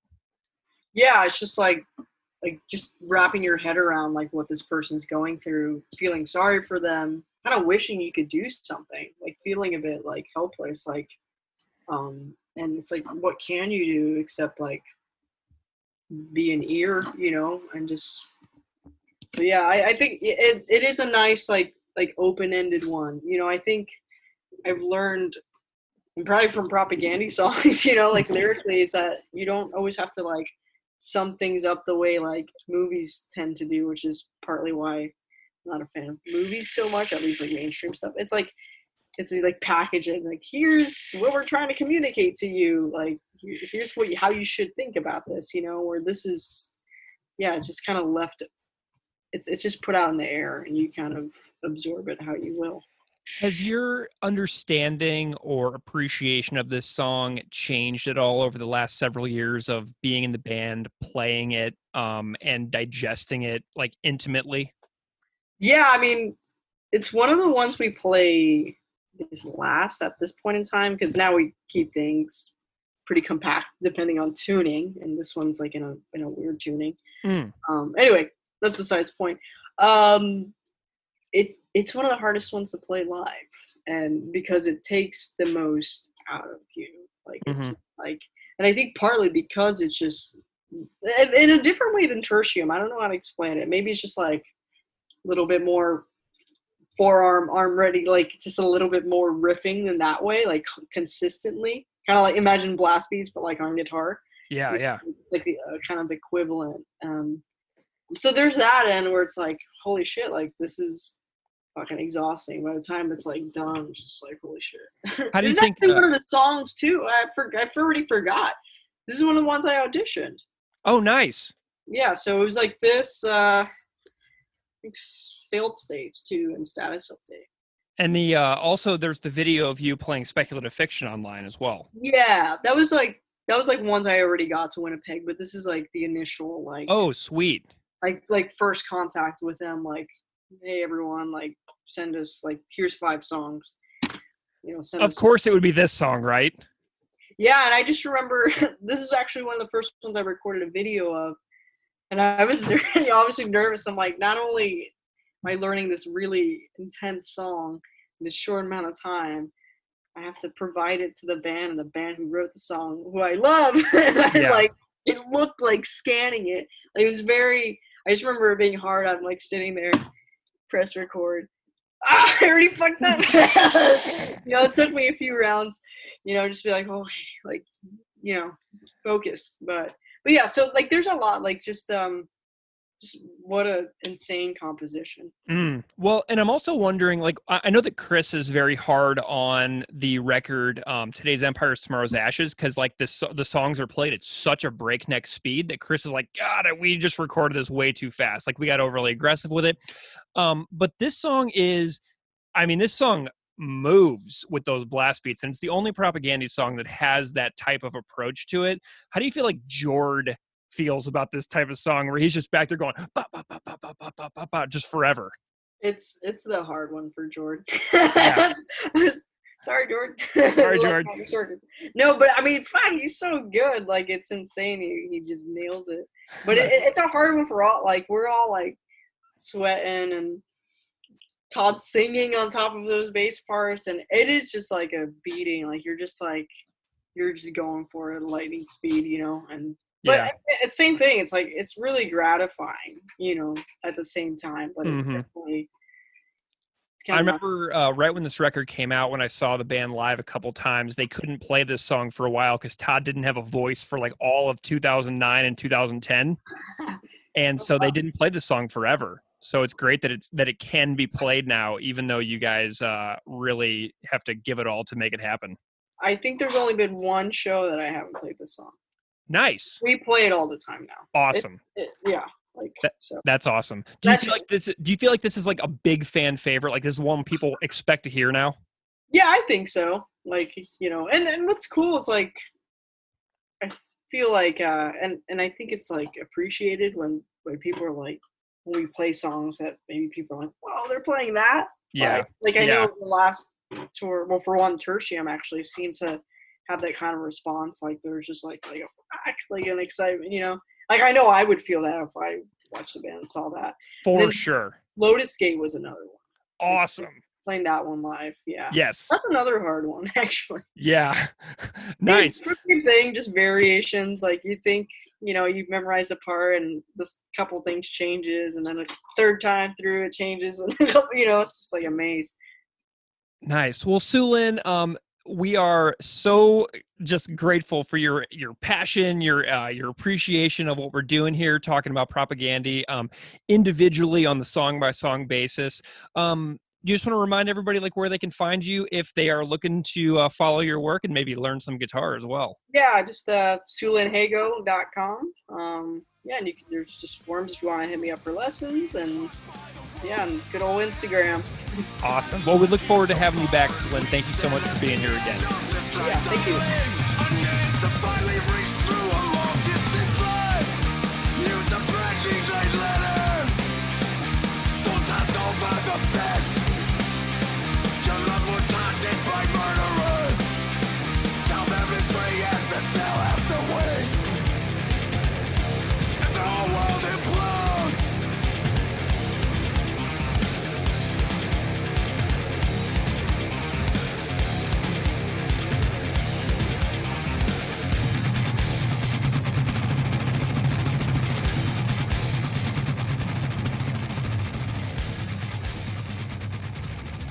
Hey, this is Hoss Bossman, friend of the show. I just wanted to call and say a couple words about Night Letters. It is, I think, the heaviest Propagandhi song, objectively, and it's a great song, and probably my favorite Kowalski song, one of my favorite Kowalski songs anyway, and I love the fact that it opens up that record. Which record is it on? My favorite record of theirs, Supporting Cast.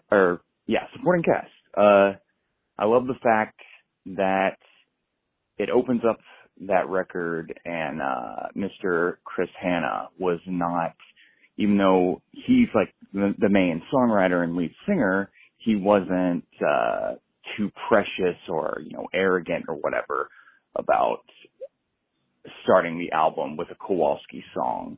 I think that speaks highly of Chris, and among other things, that fact shows that the band is democratic in a way that you would expect and want Propagandhi to be. So hell yeah, great song. Love you guys. Keep up the good work. Hoss Bossman, signing out. What's going on, Keith and Greg? This is Jeffrey Owens from Goya calling to let you know how awesome Night Letters is. There are two things I want to note about this song, and one of them is that it's insanely emotional. Every time it hits the harmonies with the I spend sleepless nights and the I see distant lights, I end up crying on those parts, as I did just now when I listened to it. Also, it has one of the sickest riffs of all time when it does a yeah, you know what I'm talking about. All right, bye.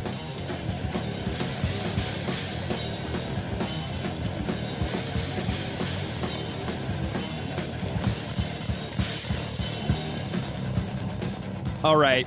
So, Keith, 3 fantastic guests. Thank you so much again to Parker. Thank you to Beave. Thank you to Sulynn. Fantastic chats about Night Letters. I'm just so grateful. And I think that we should launch right on in here and just start talking about the music. What do you say? Right. And it begins with that feedback, not as long of an intro, like you mentioned at the beginning with supporting cast, both of them having some space tacked on to the very beginning of the track. But this does have this squelching, rising feedback that builds into the song. And, every time I hear that again, I think the song really, the word anticipation just comes to mind. And I hear that. I have the anticipation for the next riff. I hear the next riff. I have the anticipation for what's going to come after that. And there's just like this rise and rise and rise the entire song. Yeah. Well, and if you think about the ending of, so the beginning of Night Letters, the beginning of Supporting Cast, the acoustic intro that the acoustic outro to Funeral Procession that leads into Without Love, the very long intro to Last Will and Testament. This is an album of anticipation. You know what I mean? Like, right. It's constantly got this build throughout the entire record. It's something that they really nail across the entirety of this LP. And I love the feedback intro on this song because you can, especially having just seen it live recently, when Chris turns that volume up on the guitar, you can just feel it coming, and the energy in the room is just so amazing. So they really captured something really cool with that that intro. And something that's really fascinating about this song is that heavy feeling to the guitar. And I was like, I had to know about the guitar tuning on this. And the tuning of this is in drop C. And so Fender's website says that when you tune your guitar to drop C, the lowest note in your guitar's range is 2 whole steps lower than normal. And having this lower range can help you shift your guitar parts lower to better complement a singer or other instrumentalist you might be playing with. So drop C tuning also tends to make playing power chords easier. But this drop C tuning is really interesting to me as a choice, because it really does complement Todd's vocal range so much on this one. Todd has such a low singing voice. And I was recently talking to him about his vocals when he was in I Spy and his vocals on Today's Empires, Tomorrow's Ashes.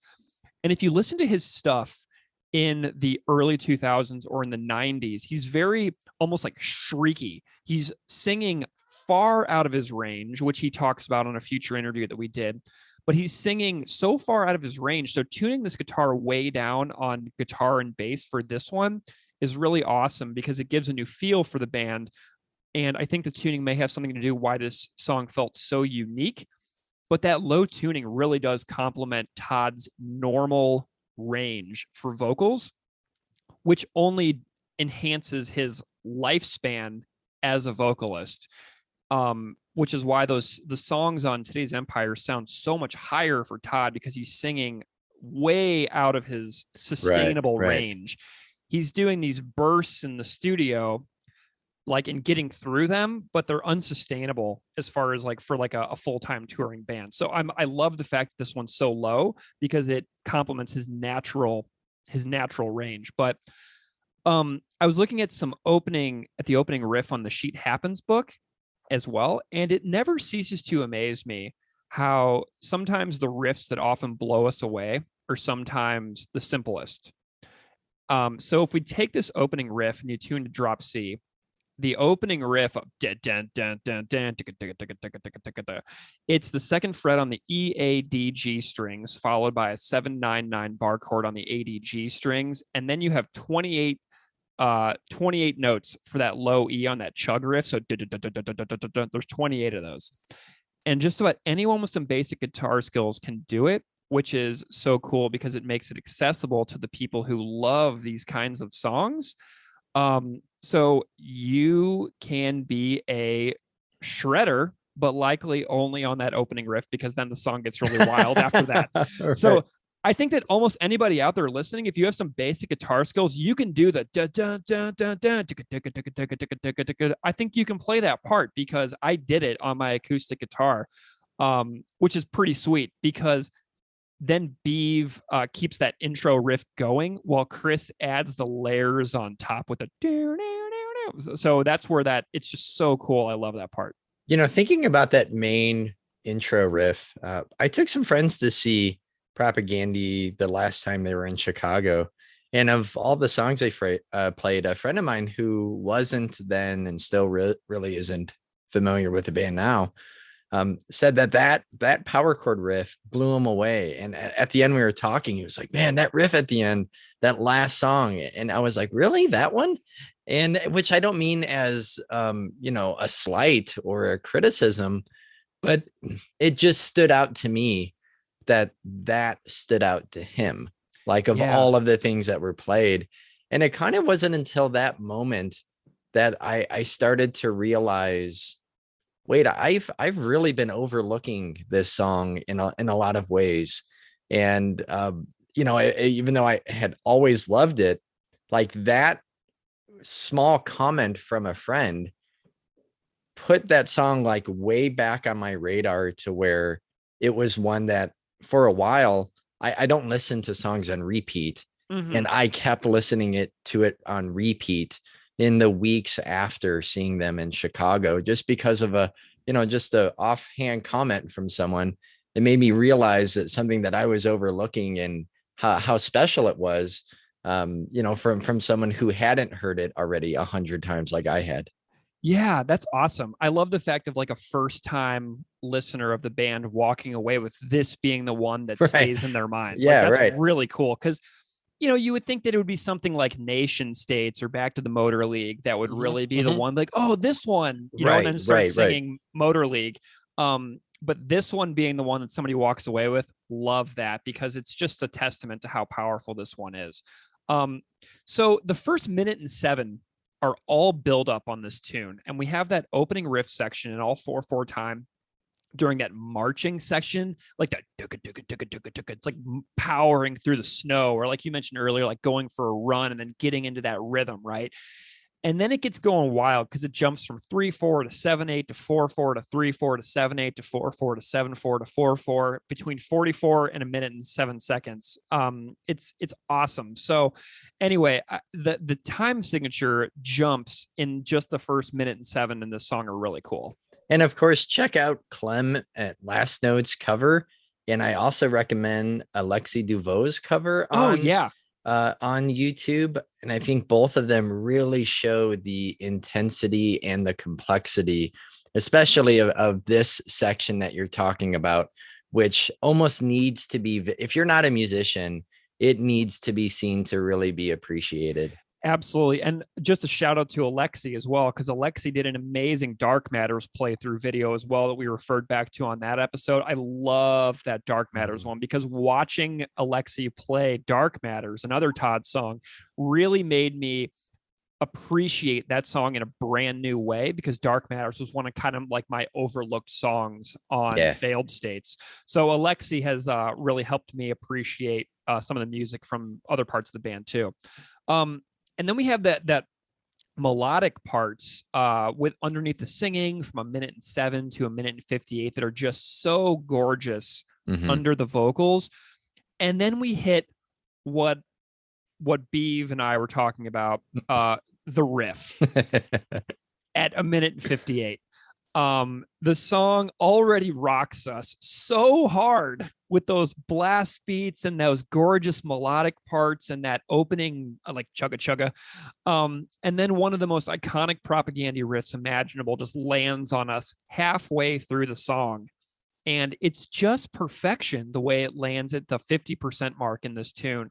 It's perfectly delayed in the song to reward patient listeners, and it just throws you for a mind-blowing loop halfway through the song. I can remember hearing it for the first time and just like melting with how amazing it was the first time I heard that riff. It is my oh snap propaganda riff. Yeah, awesome. Well, like what's really cool about this riff is that it's the same on guitar and bass. Right.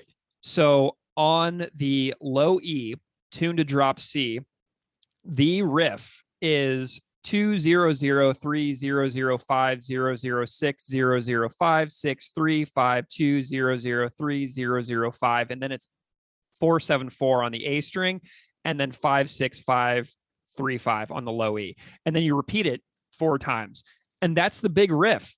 It's really just hammering on that drop C on that low E string, and it's just huge tuned down 2 steps like that. So I only tabbed it out here because it's actually pretty accessible for listeners. Whenever you look at it in the Sheet Happens book, it looks pretty accessible. Did you try to jam that on your acoustic too? I did, and it was I played it at like 1/16 of the speed, and it was hilarious. I was in here going, bow, bow, bow, bow. It was ridiculous. But then I love the fact that there's that short revisit of the opening Chugga Chugga riff from 211 to 219, but it just offers that sweet little revisiting of that opening. Like I always talk about this interview a lot that we did with Ben Murray on the Duplicate Keys of Caro episode. Yeah.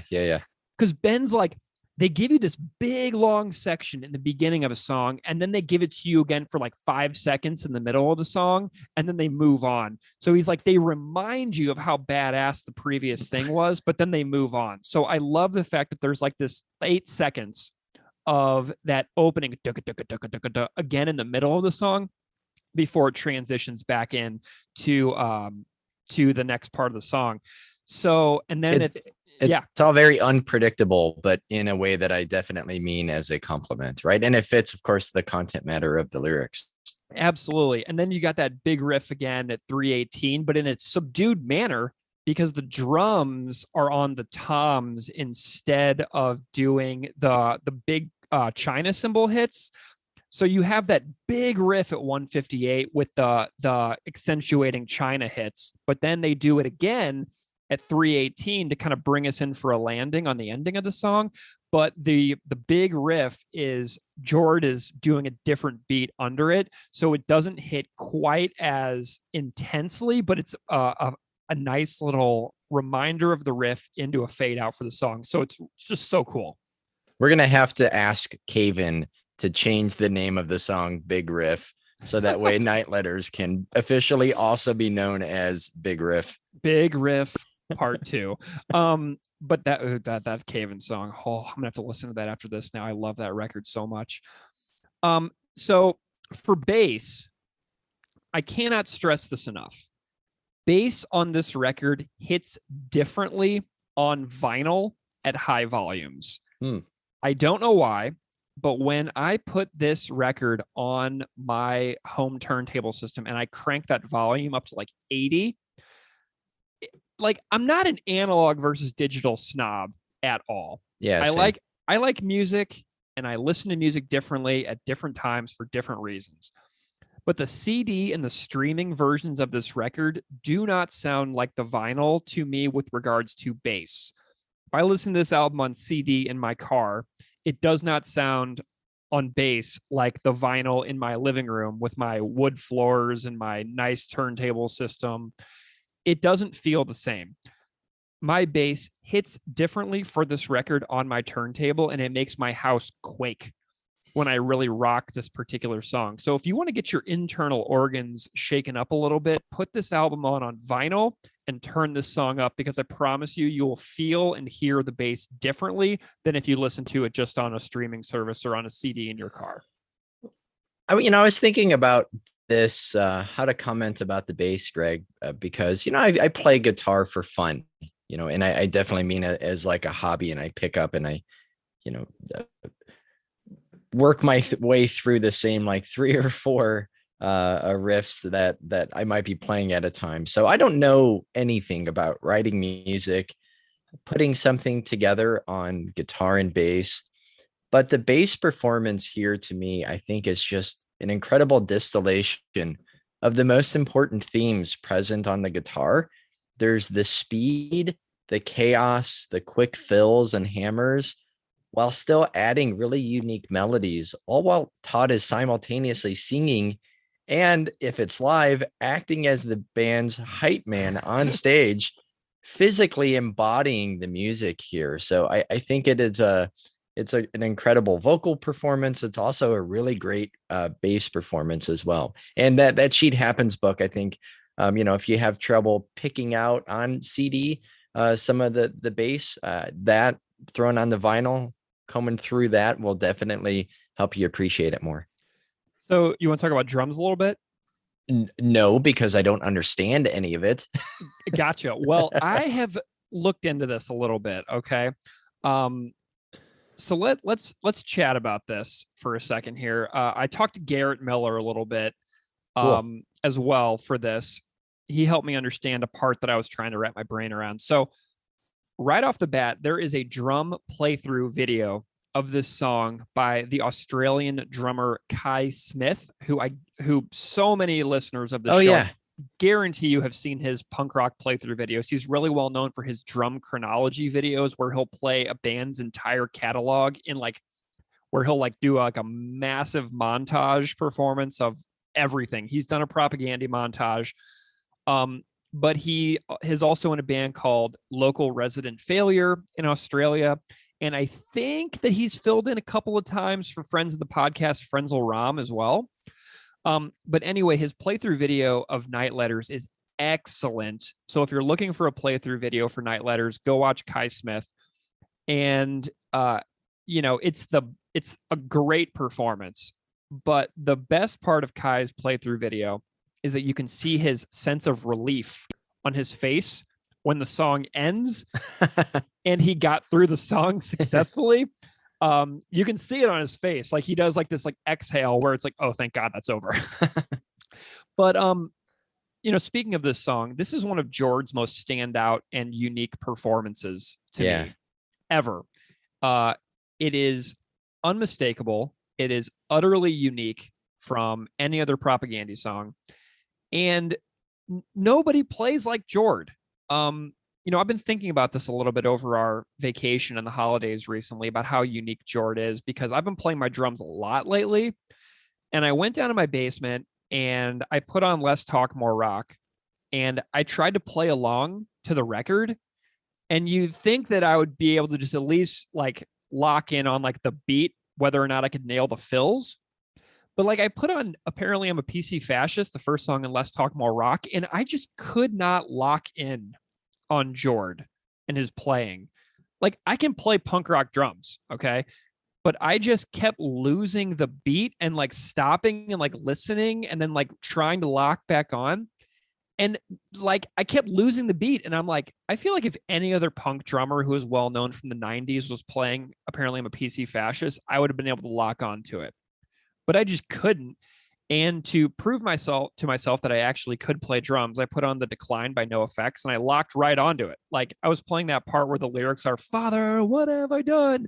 And I was just ripping on that NoFX song, but I couldn't play I'm a PC Fascist by Propaganda. Mm-hmm. So Jord to me is super special because I don't really understand him. And I can play like NoFX stuff like all day long, but when it comes to Propaganda stuff, I am just like baffled. So anyway, Night Letters, right. Let's get back on topic here, Greg. So at 27 seconds, Jord does those three little boom, boom, boom, those three tom hits that bring in Chris's melodic guitar overlay over Beave doing that opening riff. Love that because it's so small where he just goes do, do, do, and then Chris goes love that. And then from like 47 seconds to 53 seconds, the fills just rule. And then the blast beats bring to mind those little blasters and bullshit politicians from Today's Empires, Tomorrow's Ashes. Yeah. Those impressed me so much when I heard them in 2001 on Today's Empires, and it impressed me again on Night Letters. I'm easy to impress on drums, but I love how Jord doesn't overuse that. I said earlier how I love how the China cymbal hits accentuate the riff so well. On those offbeats, it sounds so cool. And then my favorite part of the drums on this song, though, is from 332 to 346, the outro, where Jord is playing those 4 repeated parts on his floor toms, where he does the 16th notes into sextuplets 4 times. Yeah. And he does that 4 times. It's my favorite part. And Garrett had to explain that to me. I was like, are these quarter notes into 16th notes? And Garrett's like, no. They're 16th notes into sextuplets. So I play drums, but I don't get it. So Garrett Miller, our speculative fiction drum guest, explained that to me. So just a quick shout out to Garrett. If you haven't watched Garrett's drum playthrough videos on YouTube, or his drum commentary videos on YouTube, or heard his discussion about Jord on our speculative fiction episode, please go check that out. Because Garrett was very helpful for me in understanding some of the musicality on the drums behind this particular song.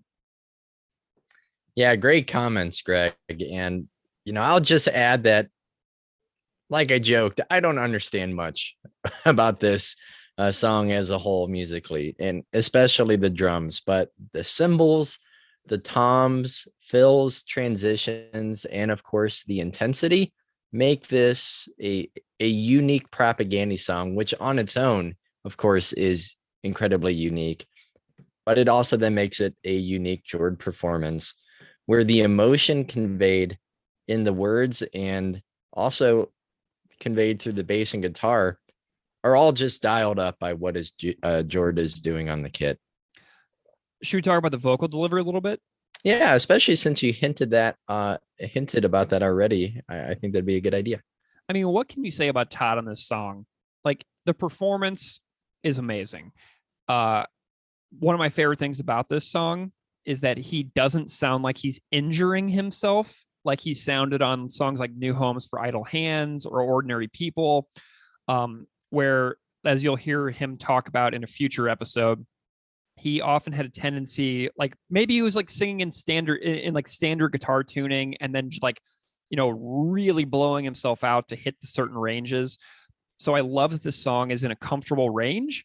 I feel like he found a perfect balance of intensity from those earlier songs like Ordinary People or New Homes for Idle Hands, but he brought his vocal range down a bit and he still sounds heavy as hell without sounding like he's hurting himself, and as much of a fan as I am of heavy vocals, I actually care about the health and well-being of the musicians and artists who make the music that I like. So this song is so heavy, but it's a little more sustainable for Todd. And I really appreciate that about this song. Sustainable is definitely a word to describe it. It's easily one of my favorite vocal performances from Todd. And I think it shows his range. And I just don't mean like pitch, but texture and emotion. There are the hardcore vocals that are just as venomous as his songs on Empires. And I think even more so because there's like some control to it. They're clearly pronounced. The words are audible, and I think they match the music far more. There are also less abrasive vocals with melodic singing, so it's emotionally raw. It's sincere in ways that I just don't find in a whole lot of other bands. Well, not just the vocal and musical performance of this song is amazing, but I think that we should get into some of these lyrics here. What do you think? Absolutely. Yeah. The very first line, Greg, we'll start with this. It says, "Your world was blown right apart on a night of sickening death. You went running for your life and never went home again." Yeah. Something that strikes me so much is that it feels like a conversation, this song, a back and forth, if you will, a constant shifting from the narrator first person and the second person of you and your. It's like the narrator has intently listened to hear someone's story that they cannot really understand, but seek to hear the story without the need to truly understand, right? So you want to hear it and you want to hear the story, but you're not going to understand, but you still feel this like need to hear it. So often when someone tells us something about their lives, we reply with, "Oh, I get it. I get what you mean." And then we proceed to tell our own story, right? So this line is like talking to a listener in second person. And this single line, though, is like a novel in 23 words to me. Mm-hmm. Like, read it. So it's like, your world was blown right apart on a night of sickening death. You went running for your life and never went home again.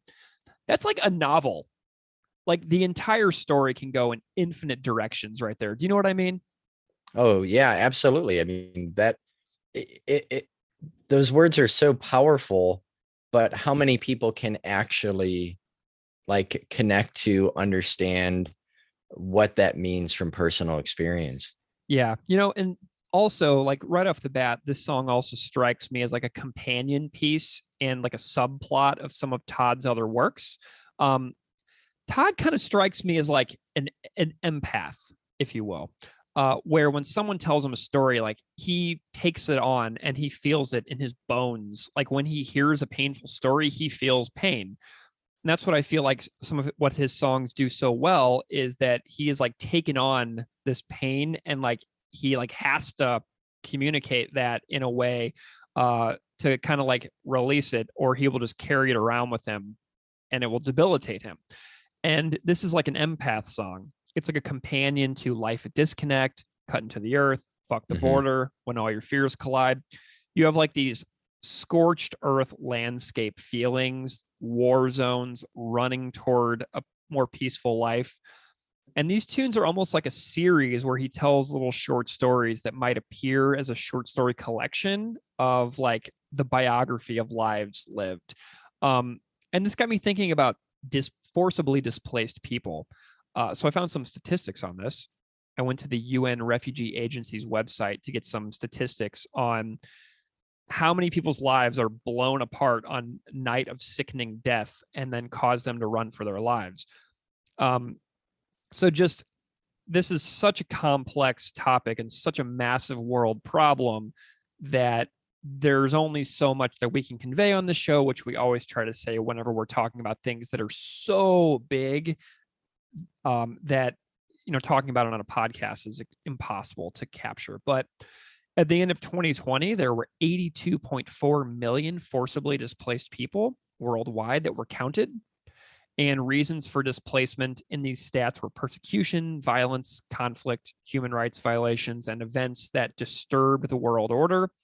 There are 3.9 million displaced Venezuelans, 4.1 million asylum seekers, 48 million internally displaced people, 5.7 million Palestinian refugees, 26.4 million refugees worldwide.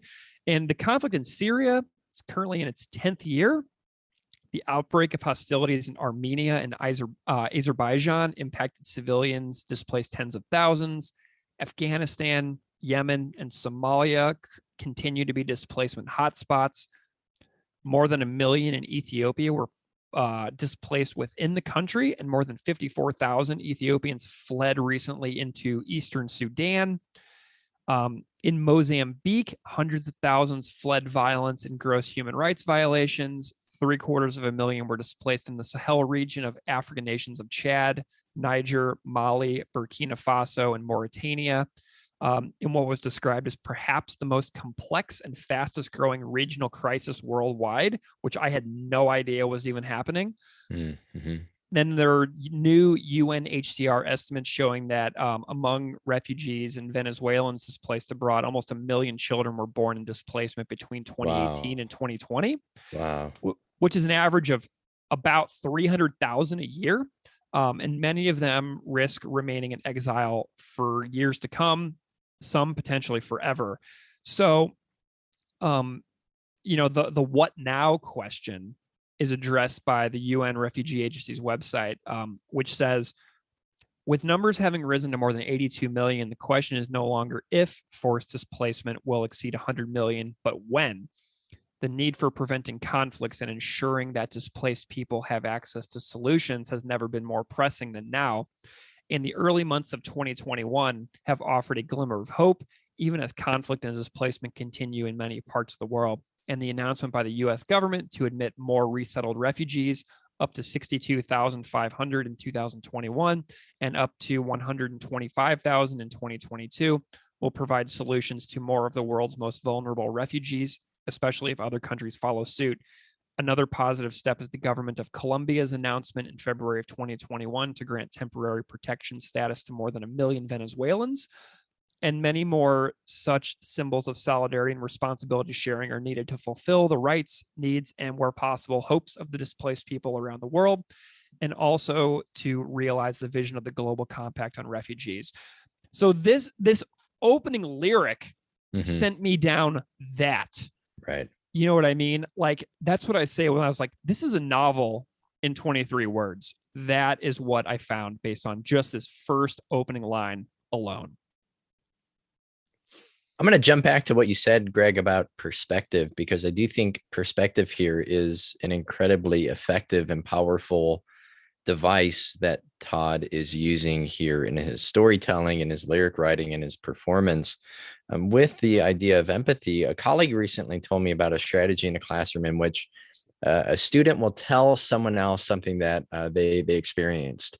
And then the student who listened will then retell that student's experiences, but not using third person pronouns, but using first person pronouns, saying it happened to them. To say, if I'm telling something that happened to you, Greg, I would retell your story and say I rather than he or you or Greg. And I think that this is on a similar wavelength of that. Realizing that like the use of who we're saying, because we hear you, right?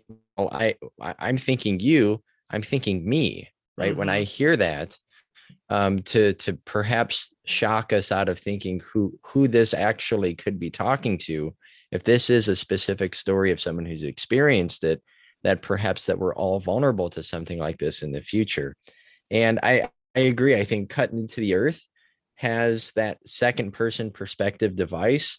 And I see it as twofold: honoring and commemorating the experiences of the displaced people that Todd knows or has worked with, and also hoping that sharing their story will help others put themselves in the shoes of people who have been displaced from their homelands, from their homes.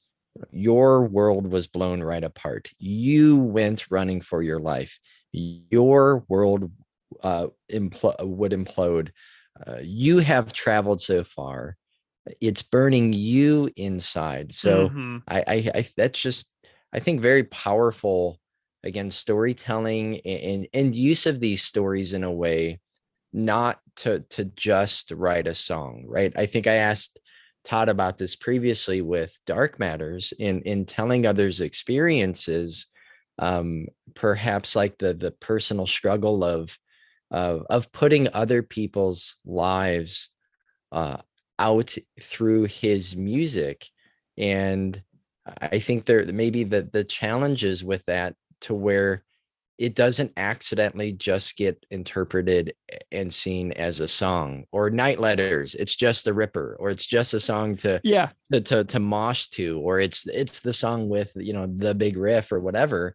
But it's more than that. And I think the language here helps convey that. Yeah. And then we move on to this first person next line. I spend sleepless nights as my head swims worrying about you, talking to the listener in first person narrator point of view. And to me, that brings back that empath idea that I was talking about, where the pain and confusion being experienced by the refugee and then impacting Todd's own ability to feel comfortable within his own very comfortable day-to-day life.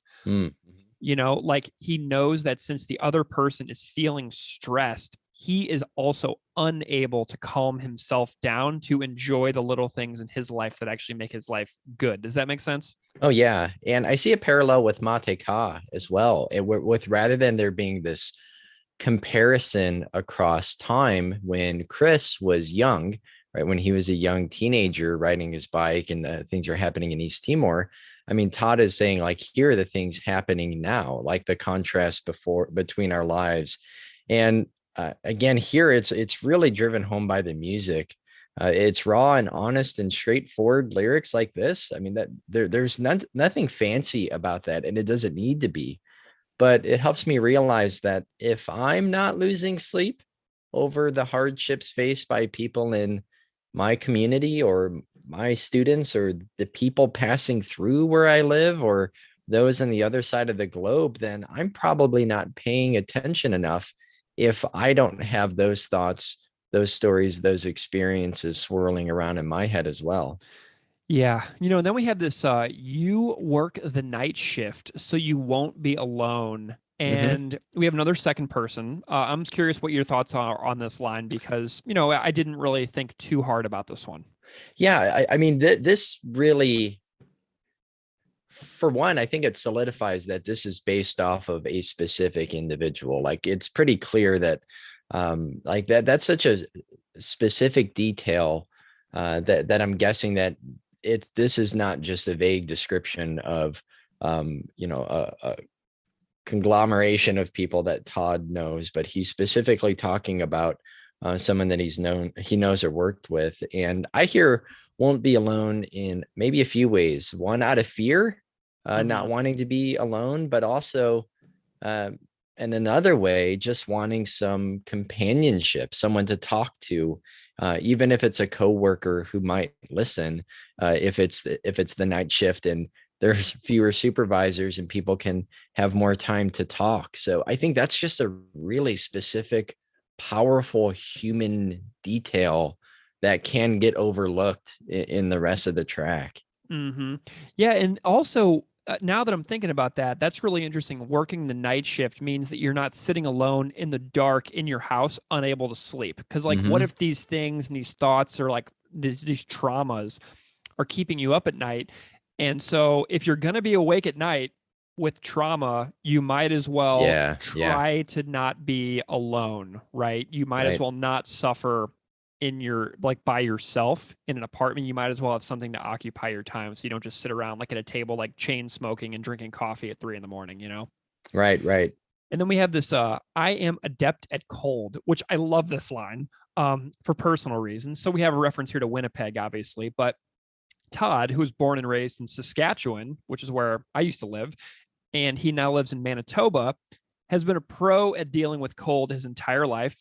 So I was born and raised in Missouri, where winter exists, but then I found myself living in Saskatchewan from 2009 to 2011 while I was a graduate student, and it was cold like I had never felt, man. Going through 6 to 7 months stretches of cold where sometimes the temperatures in January and February were like -45, -50. It was very intense. Like one time I was riding my bike and the roads were clear, but it was like -30 out. And one of my contact lenses froze in my eye. And all of a sudden it felt like I was being stabbed in the eyeball because a contact froze against my eyeball. It was insane. And so I can't really imagine being from a place that is like hot year round and then living life as a refugee in Winnipeg, learning a new language, freezing your butt off. The challenges that come with that climate like rethinking of how you go through your life has got to be jarring. And when I was in Winnipeg a few months ago, I was, I took Uber around the city, and there were a few people that were saying like, yeah, I just moved here. Where'd you move from? They're like, one guy driving me was like, I moved from Bangalore in India. And he was telling me about his life and stuff. And he's like, yeah, I'm really scared about winter. And I was like, I told him, like, you got to get mittens, not gloves, and you got to get wool socks, not cotton. So I was like, I've given him like totally basic beginner level ideas on cold in the Canadian prairies. But that was just that line cracked me up because I had that experience as well of going to a place where it's frequently -40. Yeah, that reacclimating is something that if you've not moved, if you've not been forcefully moved to some other place, I mean, people in Winnipeg just know cold, and it's what they experience, and it's what they know. So that can be something that they overlook in thinking about the challenges experienced by people who have found themselves in a place that they didn't necessarily choose to go to. Yeah. So then we have this next one. You have traveled so far from home. Sorrow has followed every step of the way. You are caught between this life and the one left behind. Love this line, the second person point of view, this living in parallel realities, creating sorrow, right? So I've moved a lot, always for very, privileged reasons of employment. But when your mind is in one place, but your physical presence is in another place, it really does impact your ability to be happy. I've gone through this several times. And like where I moved because I was choosing to move, not because I was being chased or running. Because if I didn't run, I might die. That was never the case for me, obviously. I was never in danger. But living somewhere when you wish you were somewhere else is pretty dark, and it's a pretty hard way to live. Like when a person especially lives far from their family and friends, you live that dual existence of wanting to live in your present while also wanting to retain the relationships that were special in your previous place. And then when the relationships in the previous place suffer because of your physical absence, if new relationships in the new place don't emerge to fill that void, it leads to depressive spirals for sure.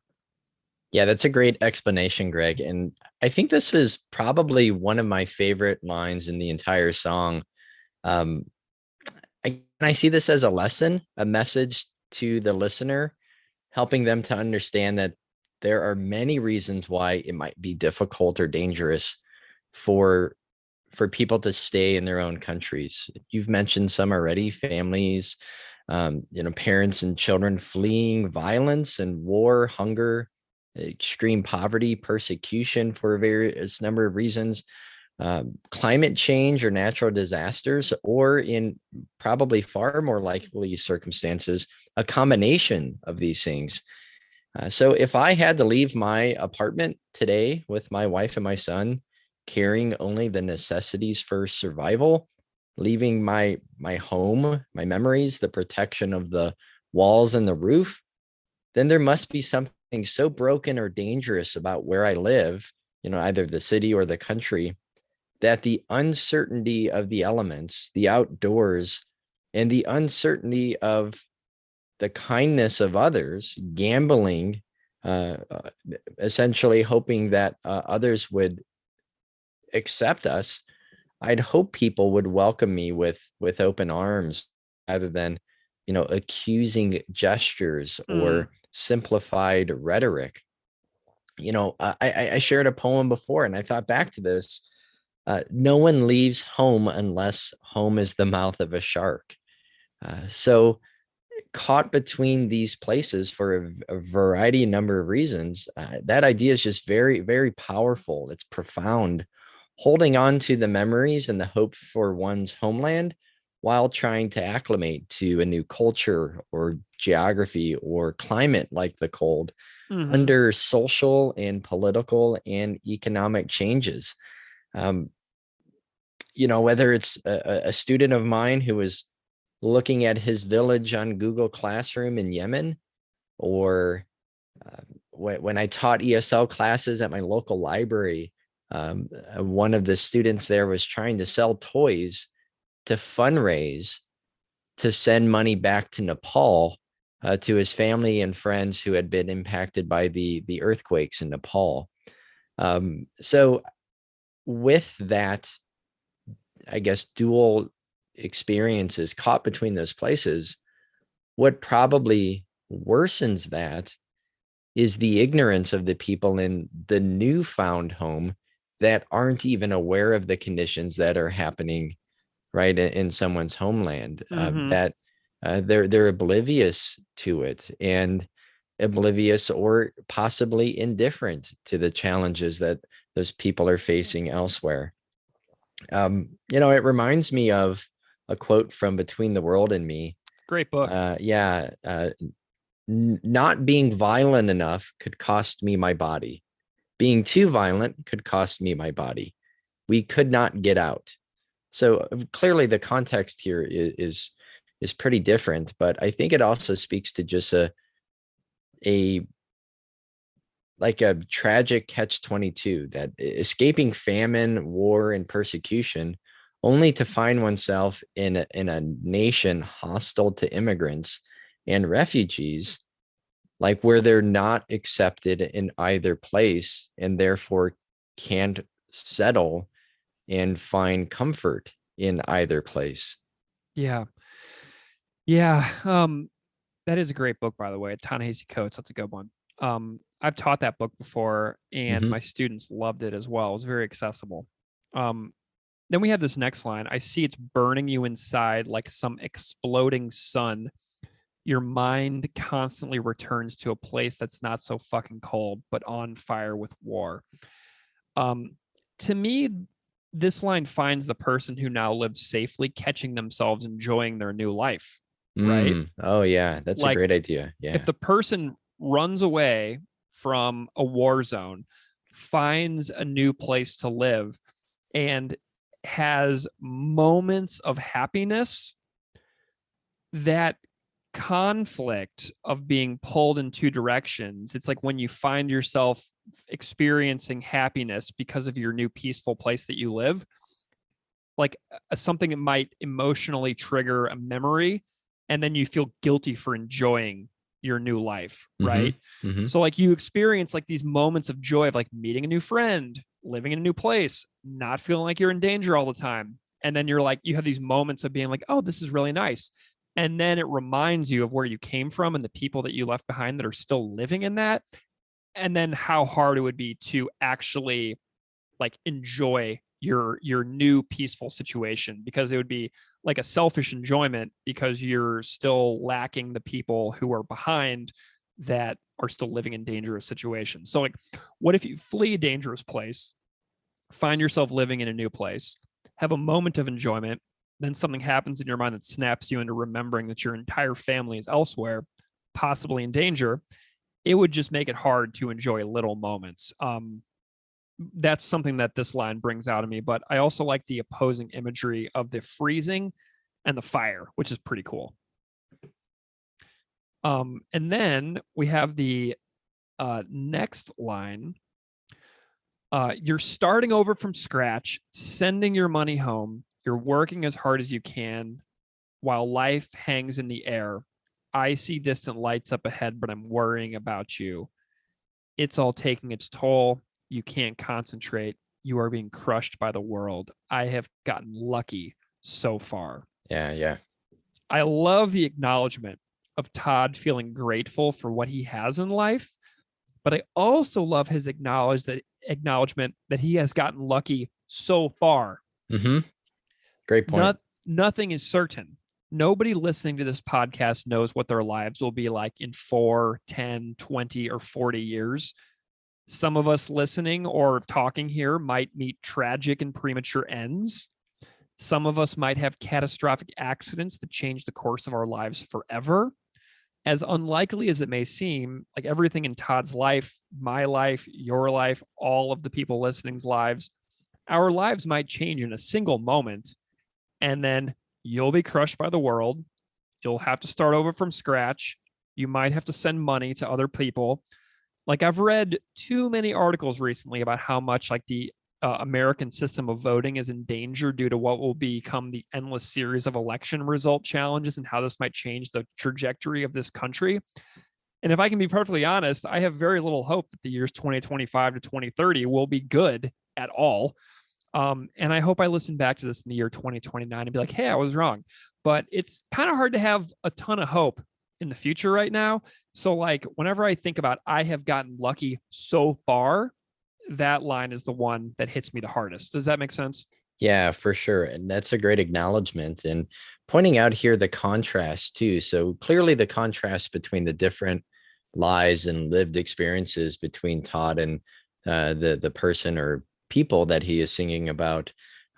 Clearly, like, the cold to the climate, a place that's not so cold, but also the contrast in these sort of experiences, and I guess acknowledging that, not to feel guilty, not to say, because I think Americans do this thing where we see something elsewhere and then we're like, well, at least we don't live there, and we don't really that's it. Like, we see other people's struggles as only fuel for like justifying what we have, rather than looking at someone else's struggles and go, okay, so how do we make sure that doesn't happen, and how can we help those people? It's finding almost comfort in what we have. So if you see those differences, then what can you actually do to maybe bring about some change, or help those individuals who have experienced something different than yourself? Yeah. And then the next line is, we sit at the end of this night dialing. An answer finally reached through a long distance line. News of threatening night letters, stones tossed over the fence, your loved ones taunted by murderers. So, as I said earlier, you found some great sources on the topic of night letters, which we haven't really gone into yet, besides defining it at the very beginning of the episode. But the Immigration and Refugee Board of Canada article I found to be really helpful because of the multi-part organization of the text. This is kind of dense stuff. So I'm wondering if you kind of do you want to alternate these with me so we can kind of go through this together and chat about it if we have any thoughts on it? Yes. Okay, cool. So the first thing we have is the Immigration and Refugee Board of Canada talks about the multi-part purpose and execution and strategies involving night letters. So the first part is the purpose and prevalence. So they report that the intention is basically to spread fear. And the use of night letters in Afghanistan is extremely widespread, especially by the Taliban. And it also reports that the primary method of Taliban communication to rural populations in Afghanistan is night letters, as well as in urban areas to express the group's desires and demands.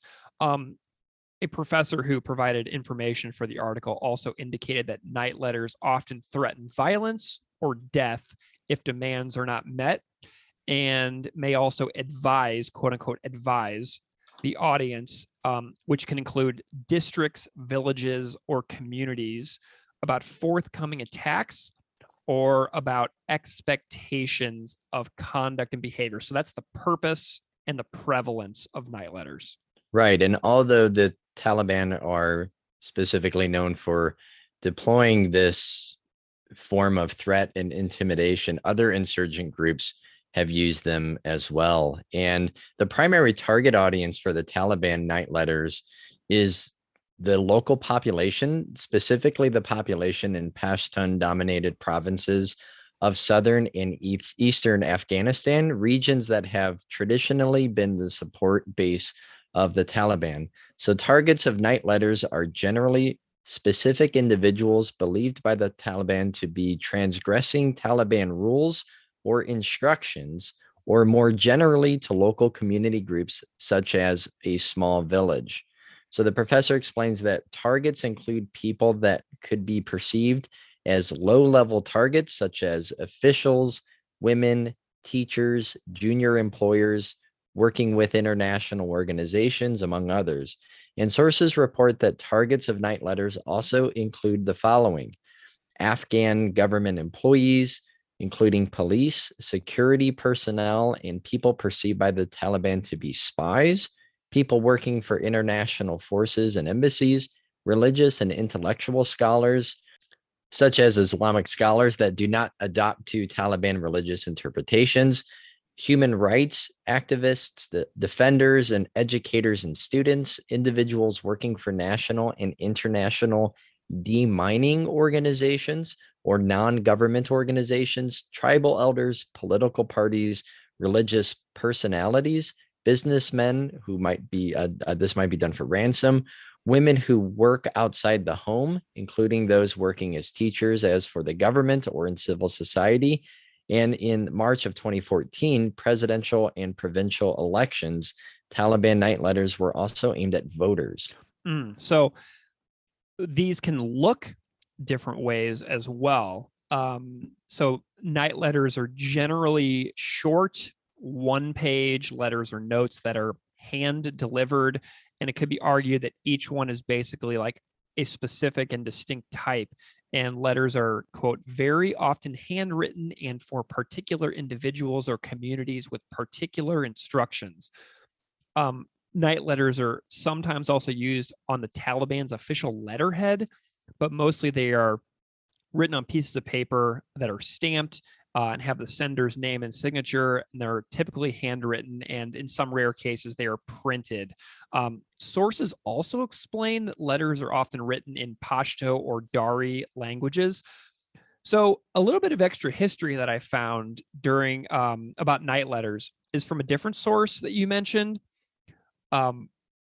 And I was reading a little bit as well about the Soviet invasion of Afghanistan, which lasted from 1979 to 1989, where night letters during that war were political posters that Afghan women concealed inside burqas to hang up at night that would encourage the people to resist the Soviet occupation, which was incredibly fascinating because now the purpose of the target of night letters got shifted. Before it was to promote resistance against the Soviet invasion.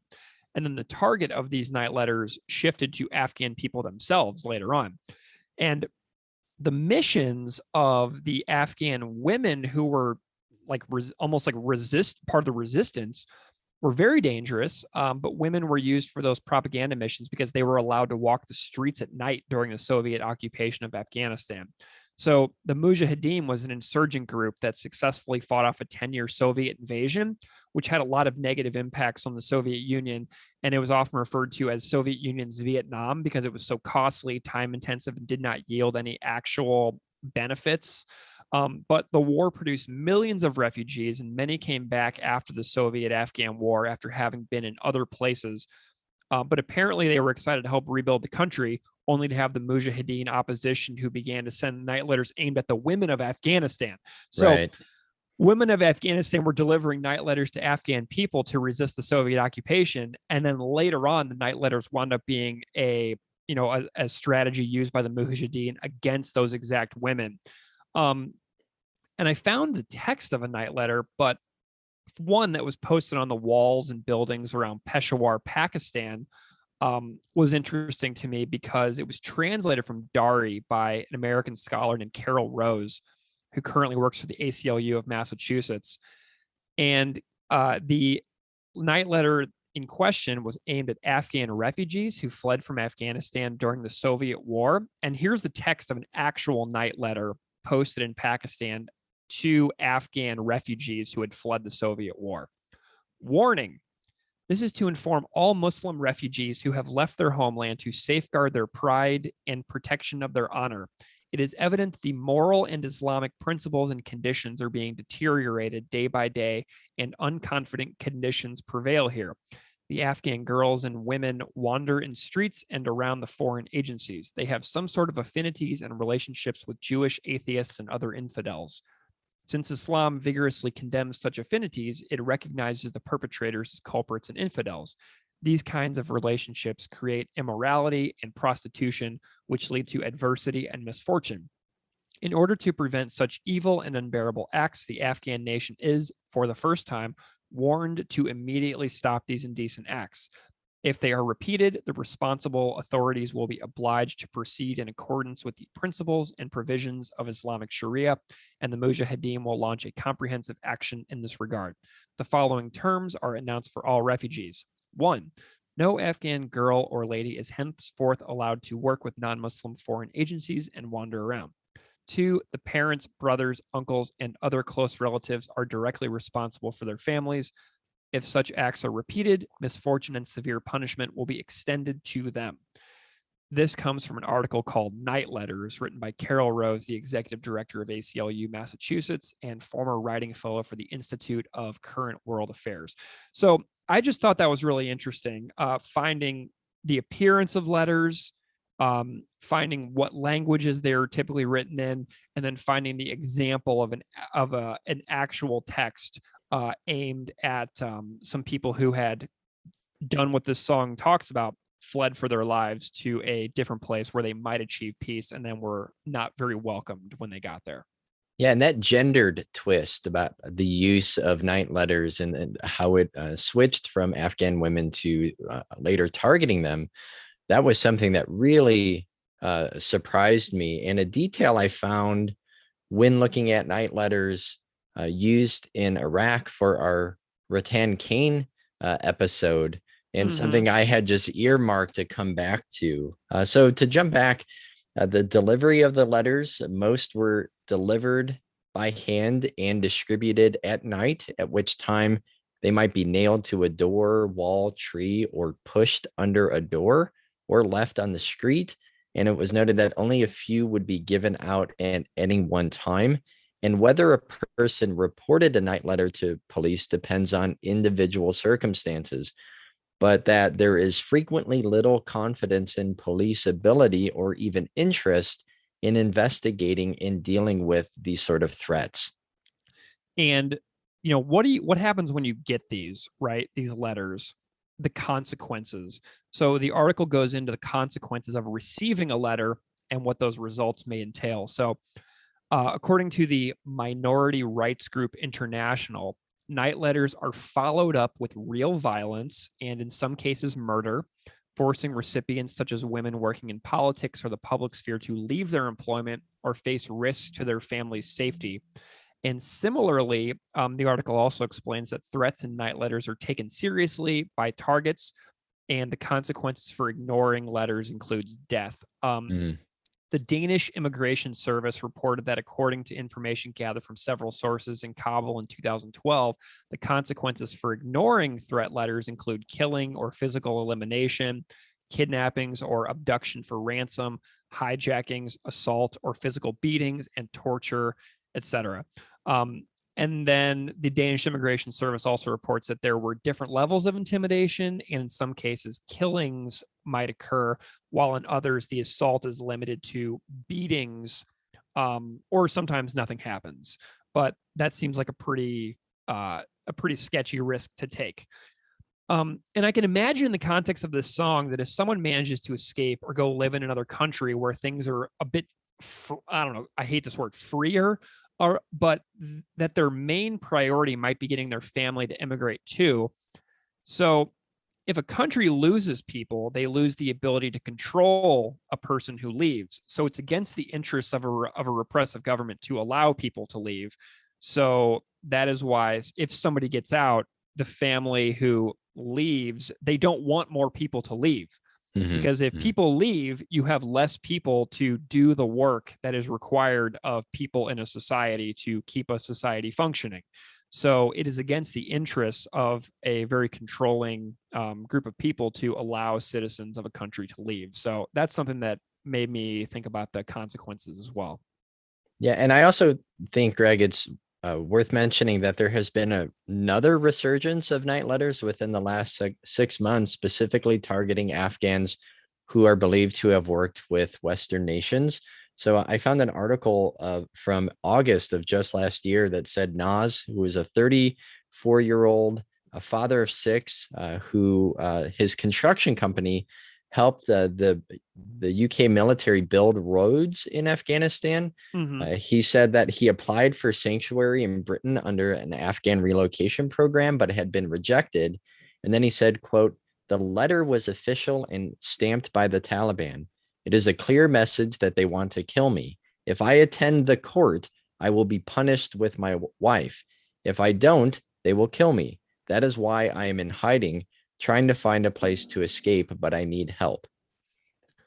Yeah, and this got me thinking about real stories also. As everybody knows, the U.S. withdrawal from Afghanistan also recently happened, which caused a massive international conversation, because of the way the country immediately fell and how the U.S. basically left in the middle of the night, and how it seemed that a lot of people who had helped the U.S. for many years were simply going to be abandoned. And I was looking about what this looks like here in the U.S., and I found that 4,400 Afghan refugees are being resettled in Texas, like right now, which kind of surprised me. And I was reading about it in the Texas Tribune, and I found the story, like you did, like the story of one person whose name is Amir, who was an engineer who helped the U.S. military for years, who is in Dallas now. And the resettlement program is experiencing tons of budget cuts and tons of problems. But the article says, after 4 years of budget cuts to the Federal Office of Refugee Resettlement, some government-funded resettlement agencies struggle to find resources and staffing to support Afghan refugees. And then there's a video in the article talking about Amir, who is a refugee who worked with U.S. troops as an engineer, and he asked to go by a pseudonym in the article because of the retaliation possibilities of the Taliban against his family still in Afghanistan. Right. And he's worrying about his brother in Afghanistan as he navigates his own challenges adjusting to life in Dallas. So it's like the brother in Afghanistan is getting the stones tossed over the fence, and the Amir in Dallas, his mind is constantly returning, right?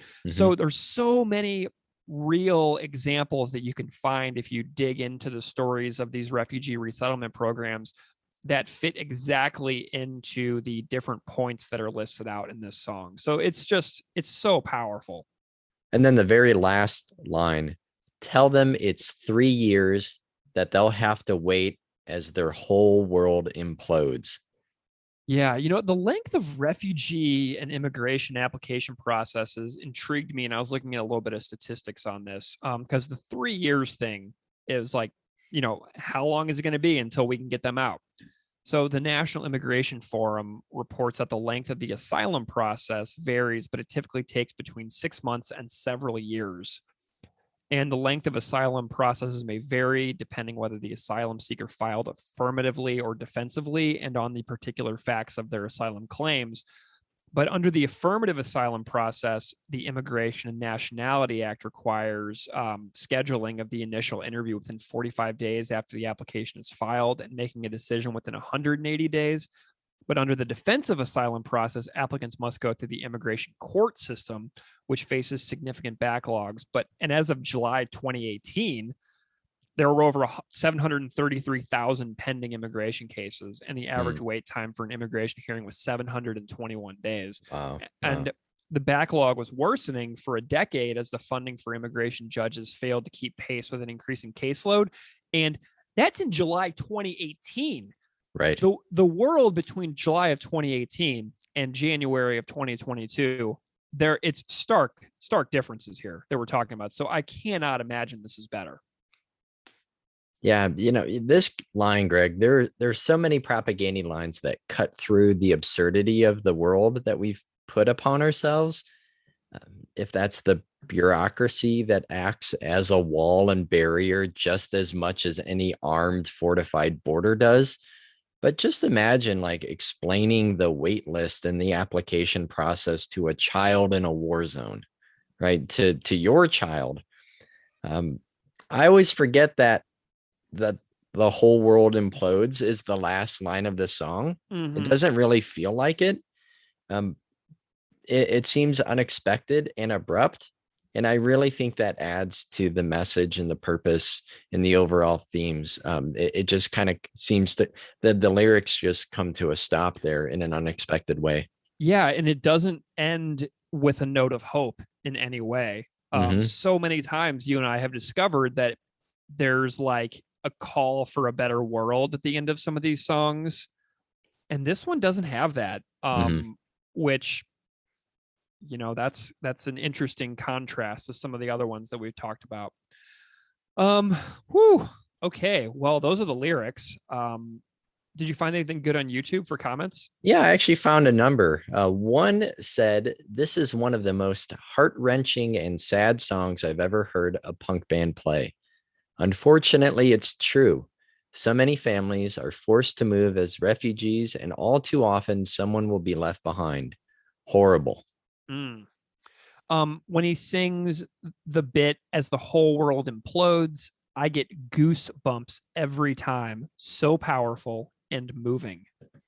Yeah, another said, "Next to propaganda, everything feels so mundane."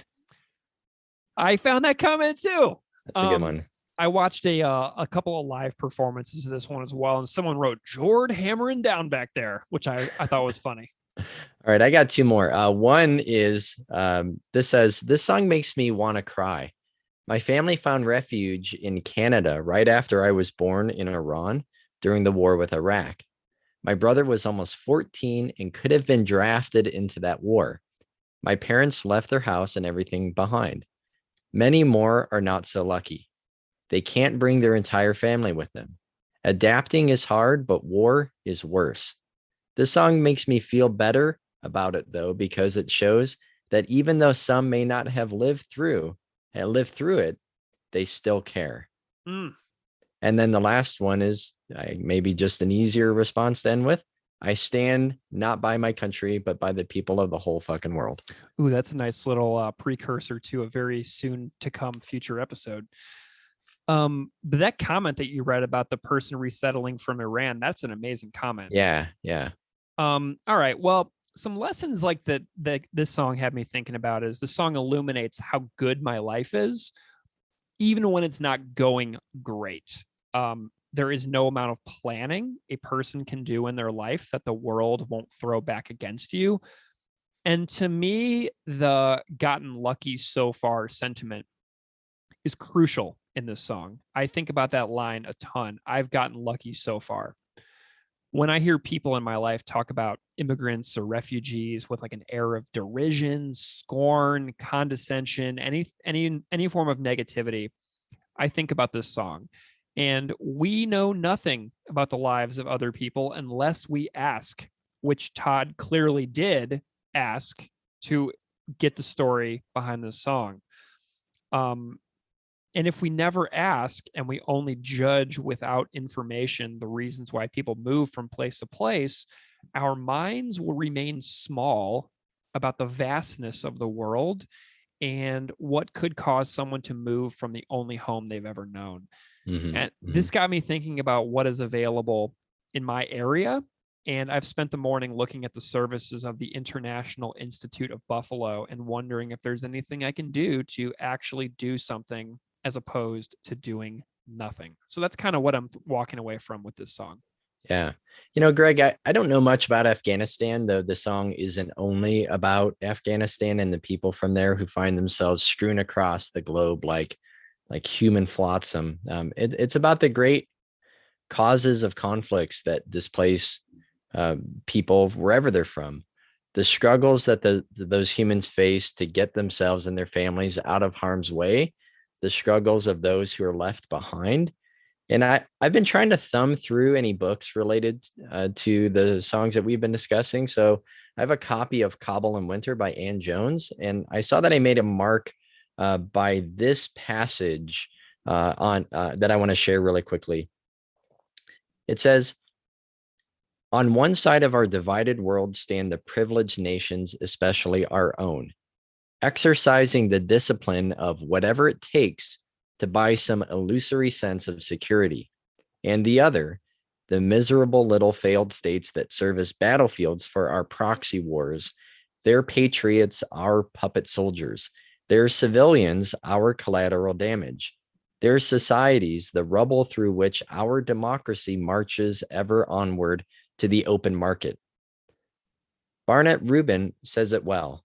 The developed country does not, as Marx thought, show the backward country its future. The fragmenting countries show the integrating ones the dark side of their common present. The violence and decay of Afghanistan is the reflection of the violence that created and maintains our security.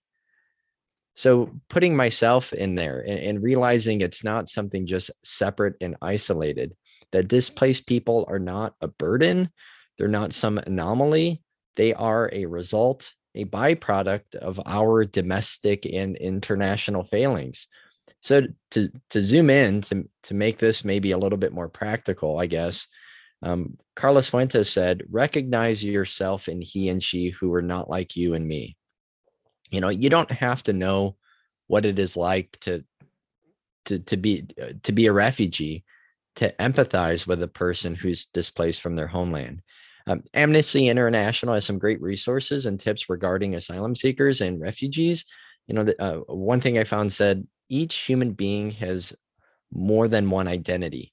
Refugee, migrant, and asylum seeker are only temporary terms.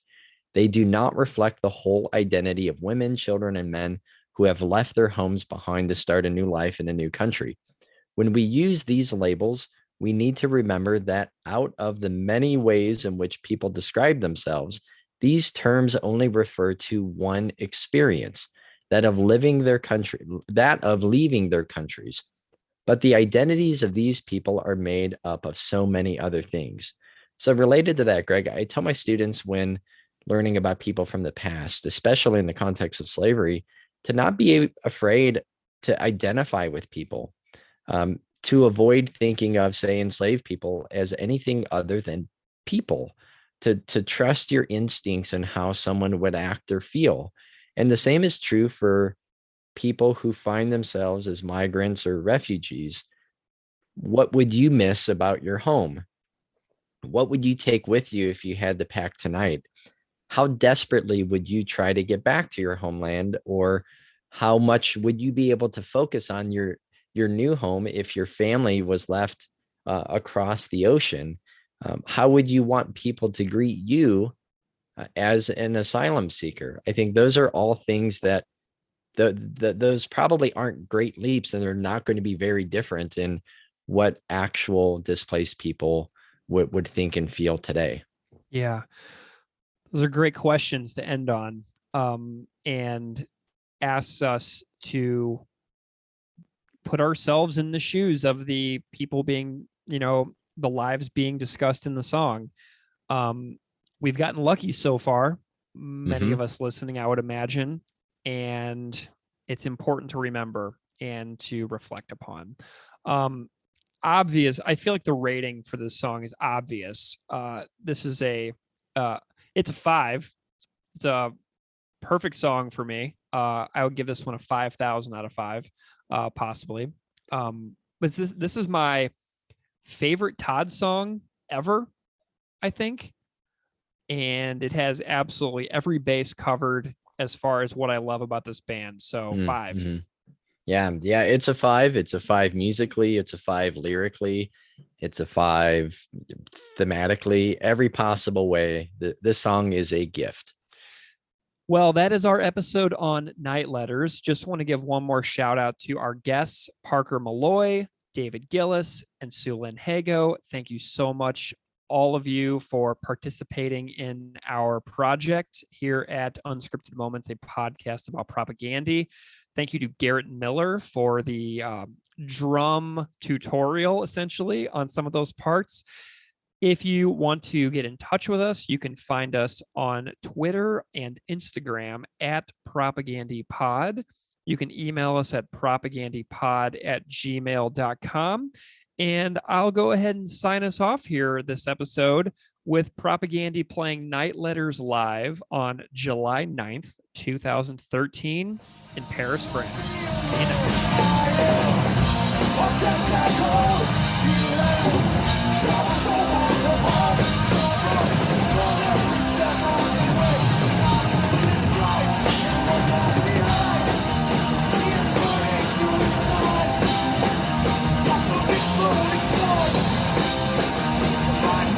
See you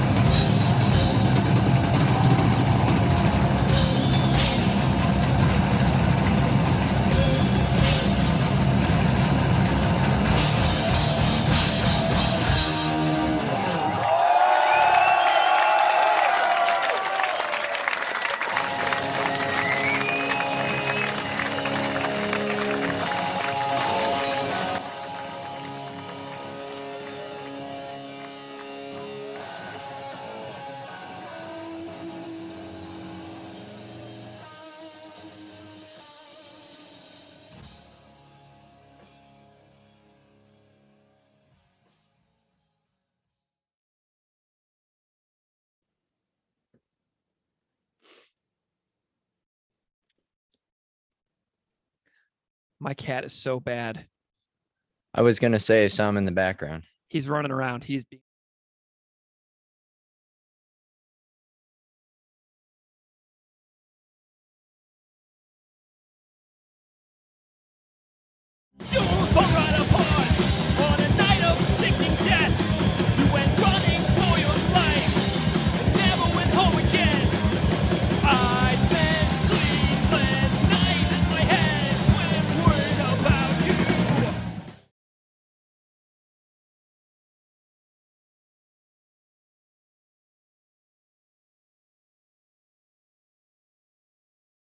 Hi, baby Chrissy. Oh, you're sweet, boo boo. He's so crazy. Okay.